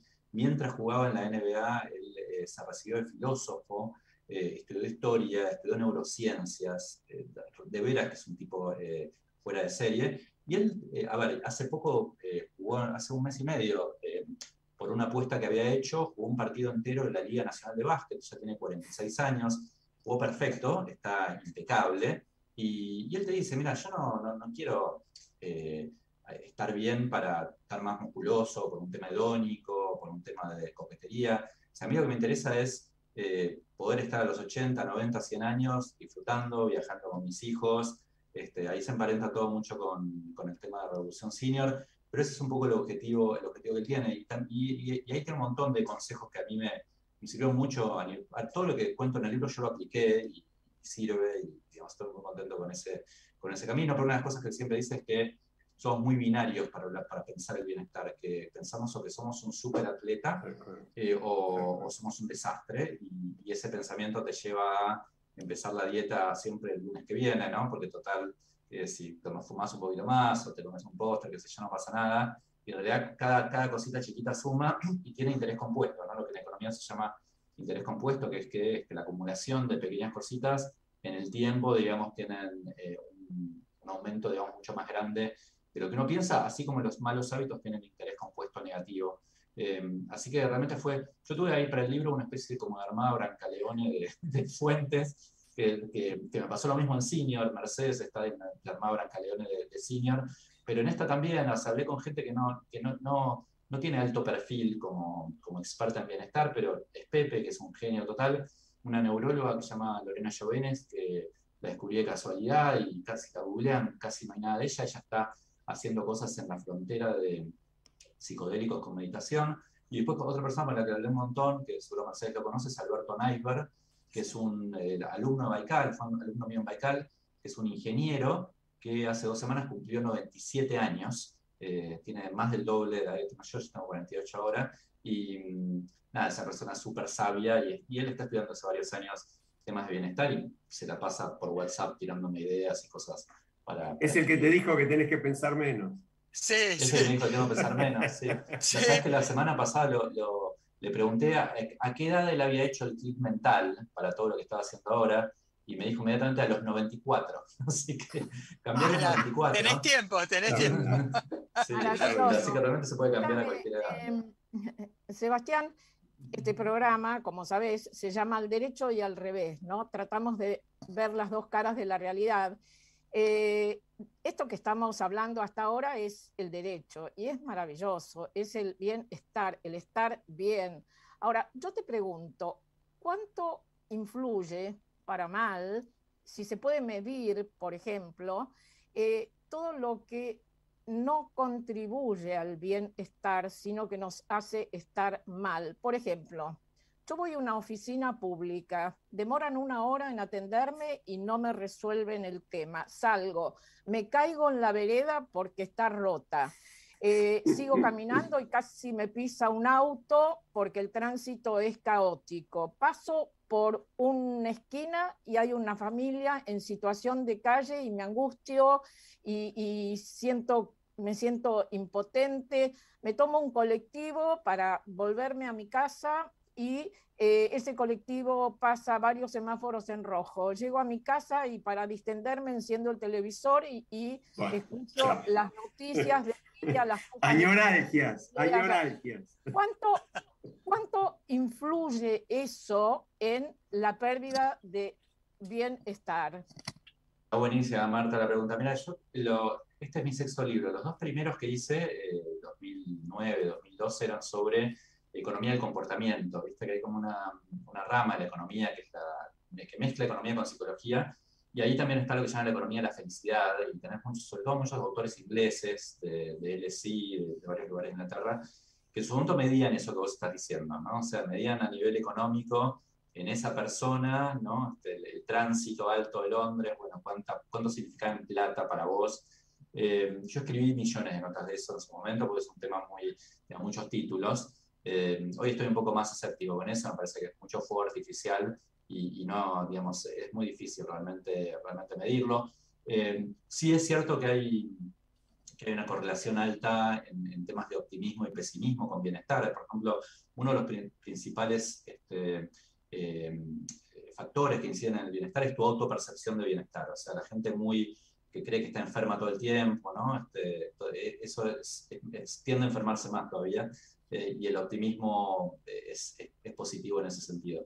Es difícil ser optimista, pero también tenés que ver temas de saliencia en los medios de comunicación. Yo soy periodista y nada, los títulos negativos siempre pagan mucho más. Entonces también una recomendación que surge mucho en la literatura de bienestar es ser más intencional en el consumo de medios, ¿no? O sea, no poner la CNN para ver lo que pasa con Ucrania y estar 3 horas mirando, sino, bueno, enterarte, porque tenés que estar enterado de lo que pasa en Ucrania y Rusia en algún momento, pero no estar todo el día, ¿no? Lo mismo ni que hablar con Argentina, con la macro, con la política, etcétera, porque si no te angustias. Hay autores nuevos muy interesantes del estilo Pinker, ¿no? De optimistas. Hay otros mejores todavía que Pinker, más después si quieren charlamos, pero que por ahí leerlos un poco, ¿viste? Te hacen ver las cosas con otra perspectiva, digamos, y ser un poco más positivos con todo, ¿no? Yo quería volver, Sebastián, al tema de los hábitos, porque justamente Aristóteles decía que la excelencia no es un acto, sino un hábito. Y vos, creo que era en el capítulo 6 de tu libro, lo titulás "Somos la suma de nuestros hábitos", y decís: consejo de la economía del comportamiento, que recién acabas de hacer referencia, consejos de la economía del comportamiento para el bienestar en épocas de cambios extremos. Y a mí me gustaría, para que la audiencia primero se quede con muchas ganas de leer el libro, pero que nos digas alguno de estos consejos de la economía que vos rescatarías para conversar ahora con nosotros. Buenísimo. Sí, un montón. La realidad es que más de la mitad de las decisiones que tomamos todos los días son en piloto, lo llaman piloto automático, no las pensamos, ¿no? Entonces, cuando uno da una segunda vuelta a ese tipo de decisiones, muchas veces son cosas que son súper cuestionables, pero a ver, como consejos, algunos divertidos que me topé en la investigación del libro, hay uno que se llama que es emparentar algo que no te gusta hacer con algo que te guste hacer, ¿no? Por ejemplo, ir a correr a la cinta del gimnasio y ver una serie en la pantalla. Entonces, inconscientemente ya la tercera, cuarta vez que lo haces, ya tu mente asocia, ¿no? A ver un capítulo de una serie que te gusta con ir a correr, ¿no? Yo eso lo uso bastante. Hay un sesgo en la economía de comportamiento que es el más estudiado de todos, que es la aversión a la pérdida, que es el hecho de que en general el impacto psicológico que tiene perder o fracasar es mucho más alto que el de ganar o triunfar, multiplicado por -1, no sé si se entiende a esta hora de la noche lo que dije recién, pero es si uno se encuentra un billete de $100 en la calle, le da una felicidad X, si el cajero automático te come esa plata, te da una bronca 3X si lo querés matar, o sea, te da mucha más bronca lo que perdés que lo que disfrutás ganar algo. Sebastián, un amigo solía decir, haciendo referencia a cómo uno puede aprender con las frustraciones, con los fracasos, aconsejaba: fracasa una vez, fracasa otra vez, fracasa mejor. Claro. Sí, es así, viste, la cultura nuestra, sobre todo en América Latina, somos muy poco tolerantes con el tema del fracaso. Así que bueno, esas son cosas, viste, los sesgos en economía de comportamiento no es que los puedas evitar, porque nuestro cerebro ya está cableado de esa forma, entonces nuestra primera reacción siempre va a ser de alguna manera mucho más animal en ese sentido, pero cuando uno es consciente, hay más de 200 sesgos estudiados, en la segunda vuelta empieza a tomar otro tipo de decisiones. Por eso el libro más importante que es sobre economía del comportamiento es un libro que hizo Daniel Kahneman, que es el premio Nobel de Economía, y un poco el inventor de todo esto es un psicólogo de la Universidad de Tel Aviv que ganó el premio Nobel de Economía en el 2001, que es pensar rápido, pensar despacio, ¿no? Porque cuando uno piensa un poco más despacio, toma otro tipo de decisiones. Pero digo, a nivel económico, si querés, por ejemplo, hay una cosa que se llama velocidad de escape y longevidad, que es, velocidad de escape es un término actuarial, que es, imagínense, ¿vieron una carrera de caballos? Cuando un caballo se suelta al resto y empieza a correr mucho más rápido, es como cuando una variable empieza a correr mucho más rápido que el resto. Imagínense una nave espacial en Star Wars que cuando tiene que volar a otra galaxia, le apretan un botón y se pone en velocidad de escape. En longevidad se llama eso al momento en el cual la expectativa de vida empieza a aumentar más que el tiempo que transcurre. Supónganse que el año que viene hay una cura por el cáncer, por ejemplo, y la expectativa de vida aumenta 3 años, entonces en un año ya estamos en velocidad de escape. Y eso va a pasar en algún momento en el futuro, ¿no? Entonces tiene bastante sentido llegar bien a ese momento, ¿no? Hay una frase de Woody Allen que a mí me gusta mucho. Woody Allen dice que él se perdió la revolución sexual por 2 meses. Como que a mí no me gustaría perderme este momento por un par de meses. O sea, tiene bastante sentido cuidarse un poco para el momento en el cual haya avances muy importantes en medicina, que los va a ver de acá 5, 10, 15 años, no sé cuándo, pero los va a ver. Nada, que nos agarre ese momento bien físicamente y mentalmente. Una tangente que vos medio pincelaste recién, dijiste por ahí, después lo podemos retomar, este tema de la felicidad, por supuesto comparado con el tema del optimismo, no sos tan escéptico, pero ¿qué fuiste explorando? Porque a mí lo que me encanta de lo que vos haces es que es como que vas en la avanzada de algunos de los temas, pero después tenés como un momento de distancia, de tomar perspectiva, y tenés un análisis crítico de algo que quizá al principio fuiste como muy entusiasta mientras explorabas, sí, ¿no? Sí, es como Groucho Marx, ¿no? Estos son mis principios, si no les gusta tengo otros, ¿no? Pero sí, a mí José del Río en el diario siempre me carga. Yo, por ejemplo, el diario fue el primero que habló de unicornio, cuando nadie hablaba, y después maté a los unicornios, ¿no? Entonces me dice que los hago crecer, nacer, los hago pastar, ¿no? Y después los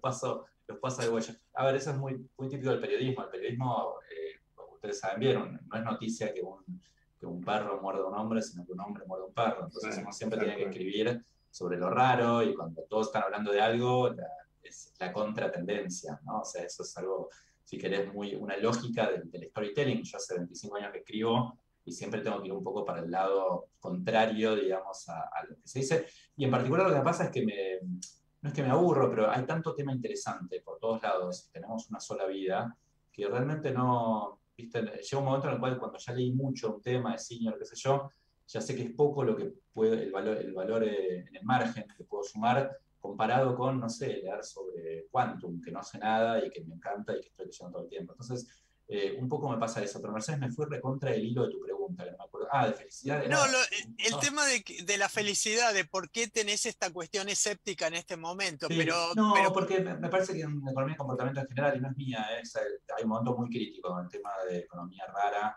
Si vos lees los artículos de este año, los están matando porque hubo un montón de nuevas agencias en el mundo, las unidades Nudge o Behavioral, que no están dando los resultados que se esperaban, y realmente tenés problemas tan grandes a nivel mundial, ¿no? de cambio climático, de desigualdad, de pobreza, etcétera, que andar, viste, haciendo nudge ahí en el margen, qué sé yo, para el quilombo que tenemos en un montón de cosas. Eso es un poco la crítica. Pero ahora, por ejemplo, mandé una columna que todavía no ha salido para el Vertical de Bienestar, de un trabajo que vi el otro día, que es que, viste que en el ciclo de vida, la felicidad tiene como una curva, como una sonrisa, ¿no? Es alta es la U de la felicidad, sí. Claro, la U sí. de Easterlin, ¿no? Que es alta a los 20, 20 y pico, después se cae como un piano a la edad que tengo yo ahora, que son 40, 50, por crisis de mediana edad y chicos, y trabajas mucho, y qué sé yo, y después vuelve a subir, inclusive sube más que en la juventud.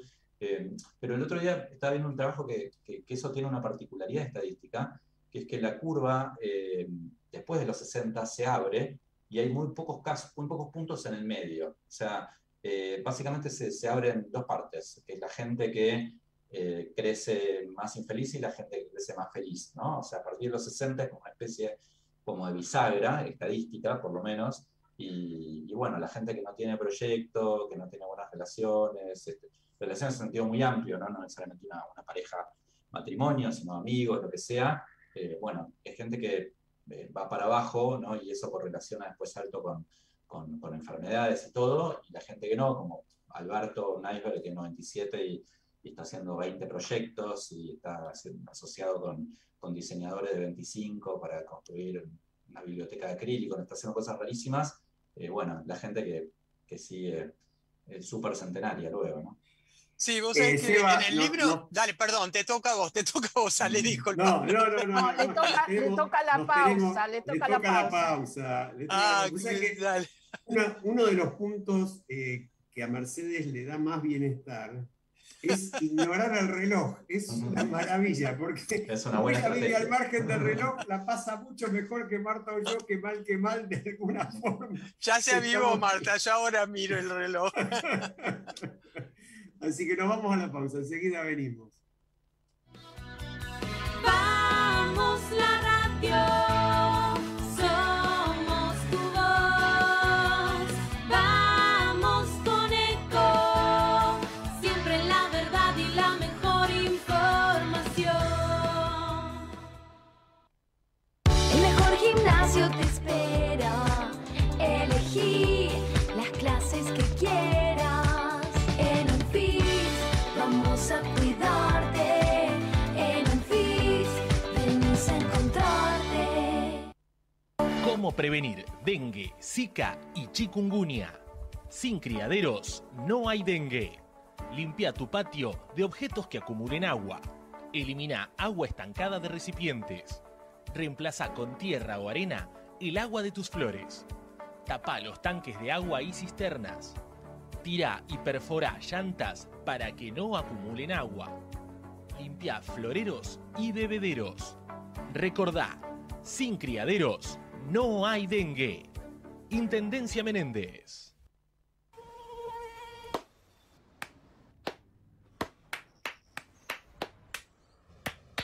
No aplaudamos al mosquito, combatámoslo en serio. Para combatir el dengue, el zika y el chikungunya, evitemos que los mosquitos piquen y se reproduzcan. Usemos repelentes, coloquemos tules en la cuna de los bebés y demos vuelta a contenedores para que no se acumule el agua. Si tenés fiebre alta, dolor de cabeza y dolor muscular, no te automediques y acudí al médico. Encontrá más información en argentina.gov.ar. Argentina Unida, Ministerio de Salud, Argentina Presidencia. Informate en ecomedios.com.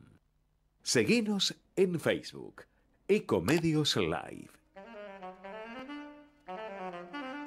Bueno, estamos de vuelta. Yo quería agregar a lo que venía diciendo Sebastián una pregunta referida a un tema que nosotros siempre lo mencionamos, por supuesto, no porque seamos originales, que es el tema del equilibrio, ¿no?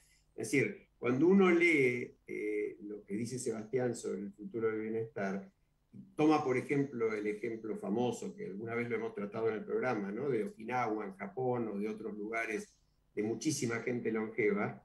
Vos señalás muy bien la coincidencia de distintos elementos. El proyecto, el famoso Ikigai japonés, del que también hablamos largo en el programa, pero por el otro lado los vínculos durables, sociales, y el apoyo que la sociedad le da a cada persona, todo el tema afectivo, ¿no? Más allá de que Japón tiene políticas de Estado muy sólidas y se dedica a atender a las personas mayores de otra manera, ¿no?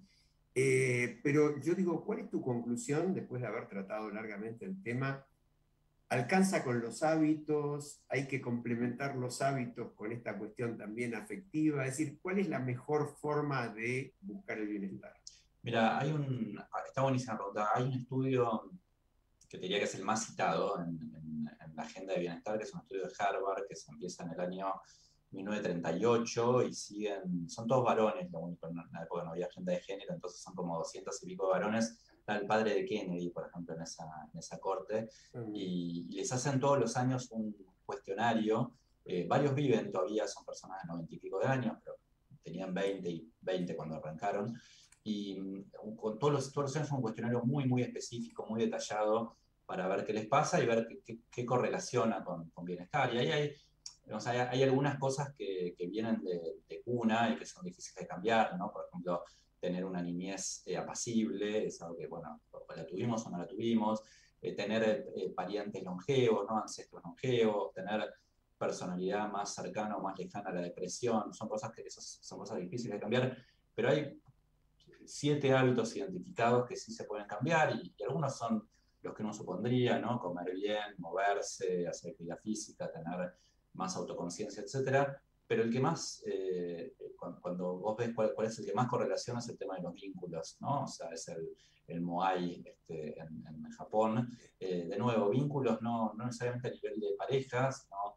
Con amigos, con familiares, etcétera, que es algo que la pandemia también fue un apocalipsis de eso. O sea, la pandemia eliminó todos los vínculos intermedios, ¿viste? Seguimos en la familia la seguimos viendo porque vivimos con ellos, y en el Zoom con gente desconocida estamos todo el tiempo, pero la persona con la cual te encontrabas en la máquina de café de la redacción o de la universidad, o la persona que veías en el café o en el kiosco de diarios, etcétera, eso se perdió, y eso es algo mucho más importante de lo que uno supondría.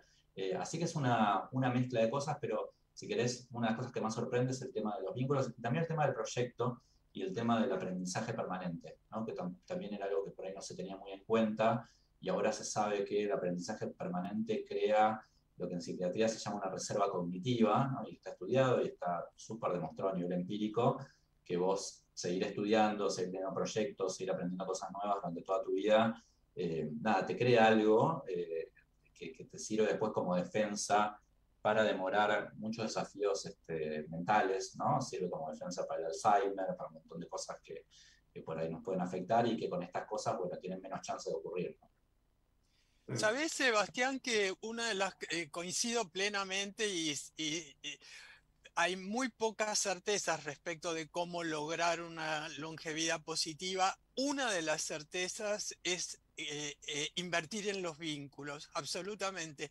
Y me sorprendió, es decir, como socióloga estuve indagando cuánto hay por ejemplo, de sociología de la amistad.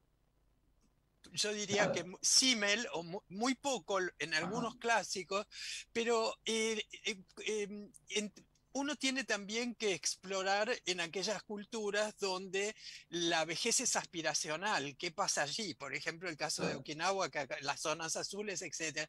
Pero invitamos a un experto en China, creo que es un periodista de La Nación Laje que estuvo como corresponsal viviendo unos 10 años en China, y él como occidental descubrió algo que yo no lo conocía realmente y lo quiero compartir, que es lo que él llama las relaciones, los vínculos de cercanía, que no son ni familiares, ni amigos, ni como vos decís, vínculos sentimentales, sino la persona que, el almacenero, en el caso de ellos, los que hacen tai chi en la plaza juntos, el que te trae el diario, es decir, el encargado de tu edificio, es decir, esa gente que está en una categoría que para ellos es muy importante y tiene un nombre y tiene como una entidad dentro de los vínculos. Me parece que es algo que valdría la pena explorar.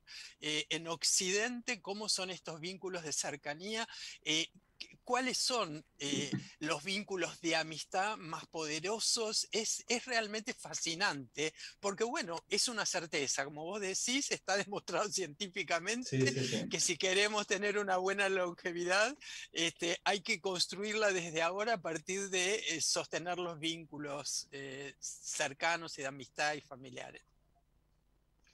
Sí, coincido plenamente, y es lo que decíamos antes, la pandemia rompió todo ese espectro, ¿no?, de relaciones intermedias, lo ha roto completamente.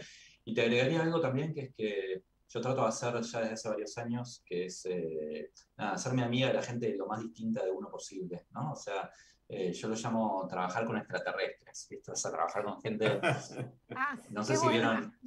Qué buena propuesta, qué buena propuesta para nuestros políticos. Sí, porque no sé si vieron Star Wars, la número 3, el regreso del Jedi, ahí está el bar de Jabba, que es un tipo todo gordo como un sapo, y hay extraterrestres muy raros dentro del bar.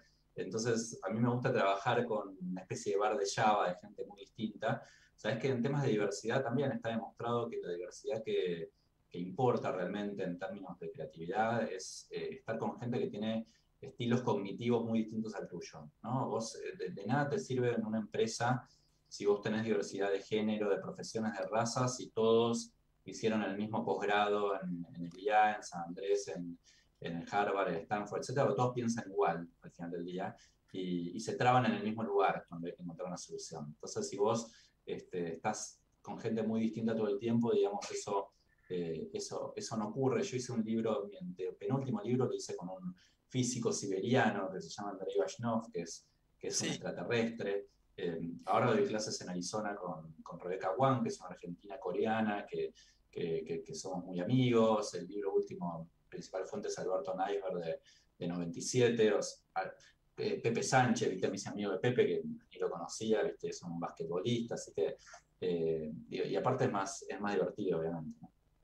Sí, desde ya. Sí, yo quiero ser disruptiva y que hables de los pulpos, porque mucho antes yo ni siquiera todavía pude ver ese documental, que lo quiero ver, está en mi lista de pendientes, pero yo había leído que hacen jardines y decoran y todo para atraer a la hembra, bueno, una serie de cuestiones que me quedé fascinada. Y cuando leí tu libro, creo que primero leí una nota en La Nación que vos publicaste antes del libro, pero me quedé primero con esto que vos decís, una inteligencia lo más parecida a lo extraterrestre que existe en nuestro planeta. Ahora que hablas de hacerte amigo de extraterrestre, contanos esta referencia que vos tenés en el libro y cómo la desarrollás, que es fascinante. Sí, digo, tanto en las notas del diario como en el libro, uno siempre trata de apelar a cosas de la cultura pop, cosas raras, porque bueno, sirven para atraer un poco al lector. El ganador del documental del Oscar el año pasado fue un documental llamado Mi Maestro el Pulpo, que es un documentalista sudafricano que se hizo amigo de una pulpa, en realidad no un pulpo, y cuenta cosas increíbles. Son lo más parecido a inteligencia extraterrestre que tenemos, porque el hombre en la línea evolutiva se dividió del pulpo hace, no sé, 700 millones de años, con lo cual es una inteligencia que evolucionó por un carril completamente distinto al de los humanos, ¿no? Por eso se dice eso. Y algo que a mí me llamó la atención es que en el documental que dicen que el 70% de la cognición del pulpo ocurre fuera de su cerebro, fuera de su cabeza, ¿no? Lo primero que yo pensé, ¿cómo saben esto, ¿no? ¿Cómo hicieron saber que el 70% de la cognición del pulpo no está en la cabeza? Pero lo segundo es que, bueno, es una metáfora también muy poderosa para darle bola al bienestar físico, ¿no? A mí me pasó durante mucho tiempo que no somos un talking head, ¿no? O sea, le damos bola a lo que pasa del cuello para arriba, y realmente está todo súper relacionado. Eso lo aprendí sobre todo con Pepe Sánchez. Entonces a mí eso me sirvió para entender que, qué sé yo, que hacer un poco de deporte todos los días te ayuda a pensar de otra manera, ¿no? Y que no son cosas separadas, ¿no? Suelo decir que el deporte nos ayuda a cepillar las neuronas, ¿no? Totalmente. Y después hay del mundo pulpo, tiene una cosa, viste, medio onírica, que yo ahí lo relaciono con los jardines de pensamiento, que son algo también que se puso un poco de moda en la pandemia. Hay aplicaciones que permiten que personas que no somos del mundo de la programación hagamos algo que se hace en el mundo de la programación desde la década del 80, que es una especie como de blog. Uno puede escribir un diario en una aplicación, hay varias ahora, y con inteligencia artificial lo que hace la aplicación es unir esas ideas de manera poco intuitiva. Entonces uno puede tomar notas distintas, ¿no? Un proyecto de vacaciones, un libro, una nota para el diario, lo que sea, y después la aplicación misma te sugiere vínculos que por ahí uno no había visto. Seba, te quiero cambiar yo también un poquito el enfoque, ¿no? Vos mencionás, hablando de biología sintética, hablando de inteligencia artificial, cosas que hace 20 años parecían extraordinarias en un laboratorio, hoy son trabajo práctico en la facultad, ¿no? Es una frase muy fuerte porque es realmente contundente. Lo que parecía que no se podía alcanzar, y bueno, hoy se practica como algo ya absolutamente vigente. Y yo uno esto con un pensamiento de Harari, que a mí me parece un pensador, bueno, a mí no, obviamente a buena parte del mundo le parece un pensador extraordinario, cuando él dice que uno de los riesgos interesantes que pueden surgir del avance tecnológico y científico tan impresionante, esto lo plantea Homo Deus, es que en un punto no demasiado lejano la desigualdad pase, por ejemplo, por la duración de la vida.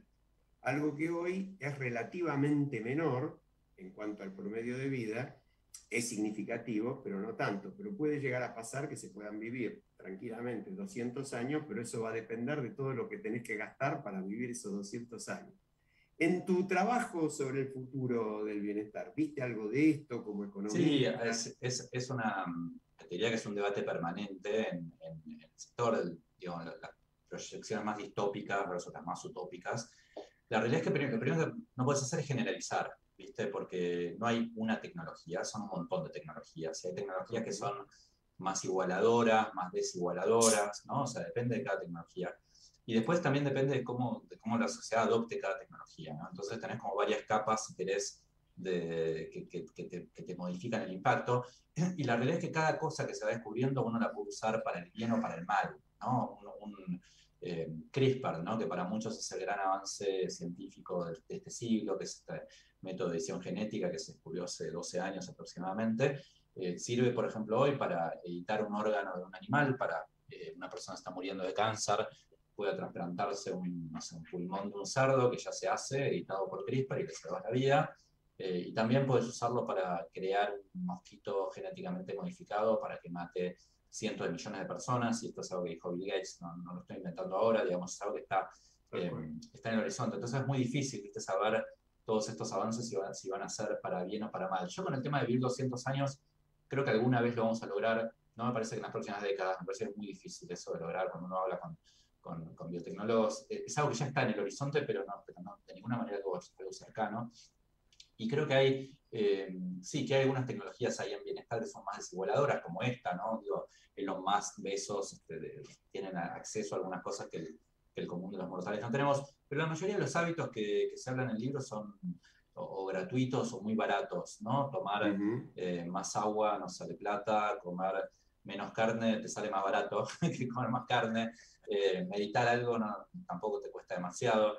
Y me parece que no difundir eso es desigualador, ¿no? En el sentido de que si vos, no sé, a chicos de la primaria no les decís los beneficios que tiene dormir bien, o no les das una herramienta de mindfulness o meditación, etcétera, bueno, son chicos que van a crecer desiguales después, ¿no? Porque los que lo logran hacer van a tener más posibilidades que los que no. Entonces me parece que es importante, digamos, divulgar este tipo de hábitos que, como te decía, no son, o son gratis o se están abaratando mucho. El tema, por ejemplo, yo cuando en el libro me dicen test genéticos, test de microbiota, todo lo que haya, y esas eran cosas que eran muy caras hace 3 años, ponele, y ahora se han abaratado de manera casi exponencial. Digamos, hoy hacerte un buen test genético te sale lo mismo que ir 3 veces al médico, y tiene mucho sentido hacerlo, porque cuando vos lo haces, podés comer, sabés exactamente qué cantidad de agua tenés que tomar, qué comidas eso te iba a preguntar, porque a veces uno te escucha, te leyó, y se trata de meter en el tema, pero por ahí la audiencia,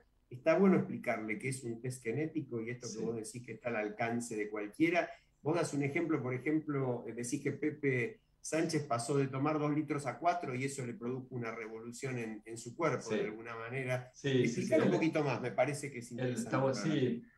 Sí, yo no tomo 4 porque te pasás yendo al baño, ¿no? Si tomas 4, yo tomo 2,5, que también me pasé yendo al baño, pero bueno, son 2,5. A ver, la genética es un 20% de tu ser, digamos, o sea, en realidad es medio una carta astral, porque te dicen que tenés genes que correlacionan alto con algunas cosas. A mí me dio que manejo mal, por ejemplo, ¿no? Que tengo que manejo, sí, mi esposa me carga por eso. Me dio que no tengo predisposición genética para deporte de alto rendimiento. Chocolate por la noticia, digamos, también fue algo muy novedoso. Pero qué sé yo, te da, por ejemplo, si tenés alta correlación con algún tipo de tumor, y por ahí eso hace que, bueno, que te cheques para ese tumor 10 años antes de lo que te pensabas chequear, digamos, algunas cosas me parece que tienen sentido, y es mucho más asertivo en ese sentido hacerte un test de microbioma o microbiota intestinal, que es un tema que yo sigo hace mucho tiempo, porque mi hijo más grande tiene autismo, tiene TGD, y hay mucha correlación y mucho estudio, digamos, de autismo vinculado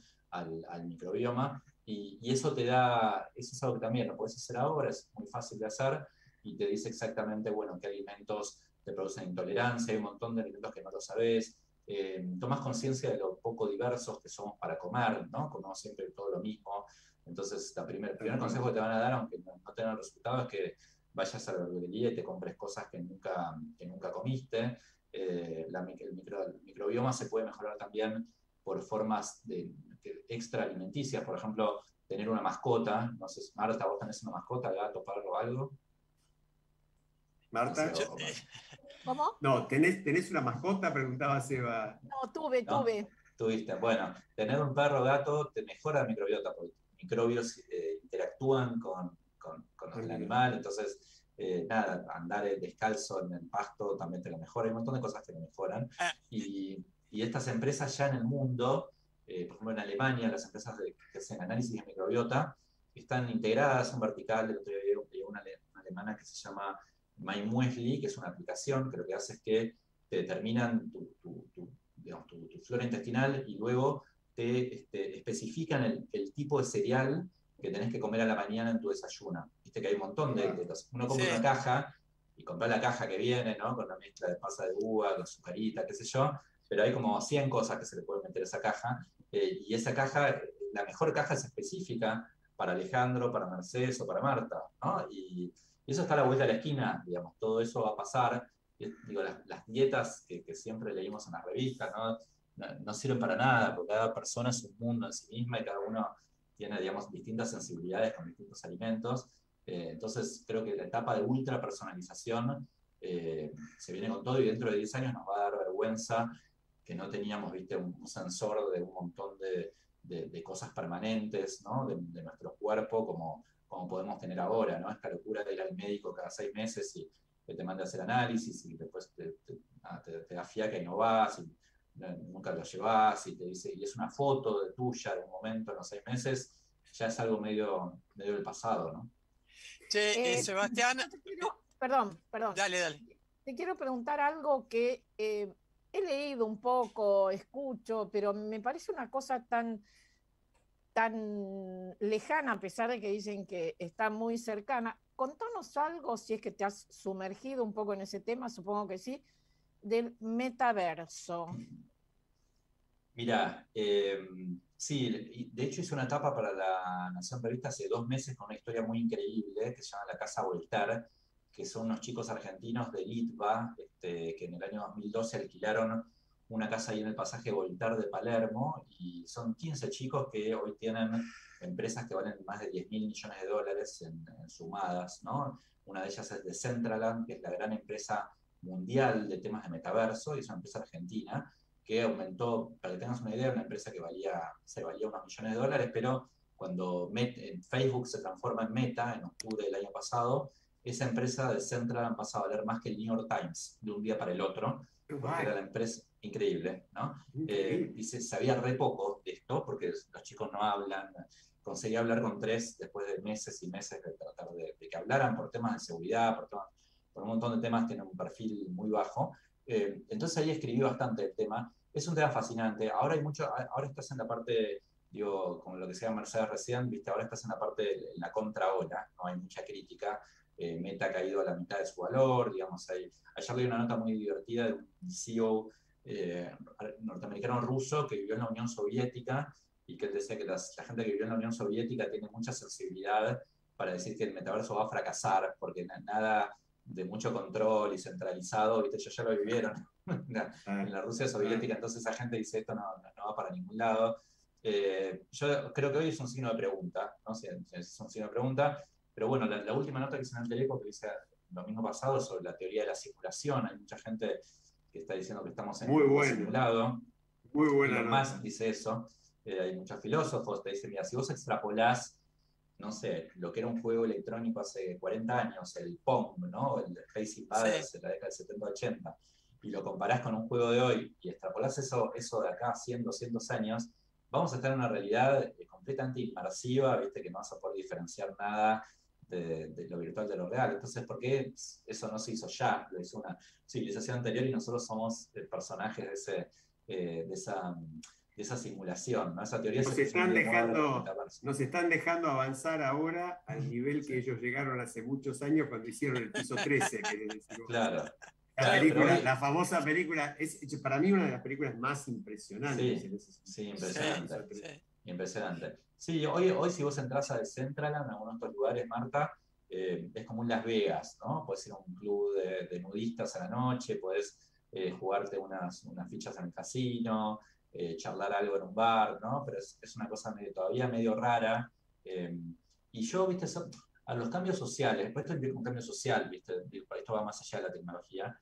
Los cambios sociales son muy difíciles de predecir. O sea, no son olas, ¿no? El tema siempre hablamos con Mercedes, ¿no? El tema senior, ¿cuándo va a venir la ola? Como pasó con género, digo, en algún momento va a venir, pero es muy difícil saber cuándo, ¿no? Yo estoy seguro que va a venir, pero no sé si va a ser en el 2030, en el 2050, es súper difícil. 2055. Che, Sebastián, antes de que Alejandro nos diga que tenemos que irnos, yo volvería a... No hice la B, son 2 minutos. Bueno, en tu libro te sincerás sobre cómo te afectó el haber conocido estas ideas y experiencias y a estas personas, ¿no? Esto que sería el bienestar de alta gama.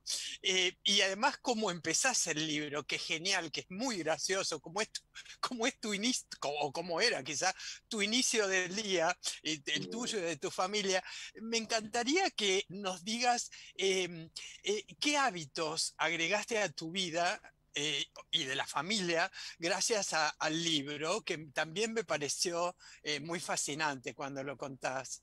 Algunos, ¿viste? Hablaste ya del perro, ¿no? Del mascota, pero bueno. La verdad es que lo de la mañana todavía no lo pude solucionar, digamos, la power hour energética que hacen los millonarios, ¿viste? Que mezclan meditación con propósito y hacen la cama en un hotel 6 estrellas para levantarse en su día con propósito. Esas cosas todavía no las pude hacer y terminamos agotados con mi mujer a las 9, que deja a los 3 chicos en 3 colegios distintos y todo, pero sí hice un montón de cosas. Diría que, bueno, el tema de meditación, ¿no? O sea, meditar 20 minutos por día fue algo medio fundamental. Ahí te empezás a meter cada vez más y te das cuenta que sirve para un montón de cosas. Eso baja un montón la ansiedad, aumenta mucho el foco. Yo tenía un contrato para hacer el libro en 4 meses y lo hice en un solo mes, porque nada, a las 7 de la tarde, que antes estabas muy cansado, ahora estás descansado y puedes hacer otra cosa y estás más entusiasta y te enojas menos. Me pasó algo muy parecido a lo que me pasó con creatividad en su momento. Cuando yo empecé a escribir creatividad en el 2015, le entré a la agenda con mucho escepticismo, porque me parecía que era todo humo y todo muy abstracto y había mucha chantada y como economista, ¿viste? No hay números, no hay cosas para medir, nada de eso. Y de golpe empezás a probar algunas cosas, te das cuenta de que sirven y te enamorás como un converso, ¿no? Y a mí con esta agenda me pasó eso, no me volví un Iron Man, ¿viste? Ni estoy todo el día corriendo, ni mucho menos, pero creo que con cosas muy chiquititas tenés en el margen, es un margen de mejora descomunal, ¿no? Si te tengo que resumir algo, bueno, la autoconciencia me parece, ¿no? O sea, empezar a conocerte más vos, digamos, si querés es el primer paso, la primera pieza del ego, digamos, sobre lo cual se construye todo lo demás, ¿no? Buenísimo. Sebastián Campanario estuvo con nosotros en un acto brillante de táctica publicitaria. Tenemos en pantalla, para que nuestra audiencia, que además nos ve, fije el futuro del bienestar en su cabeza, y nosotros no lo mencionamos hasta el momento que lo despedimos a Seba.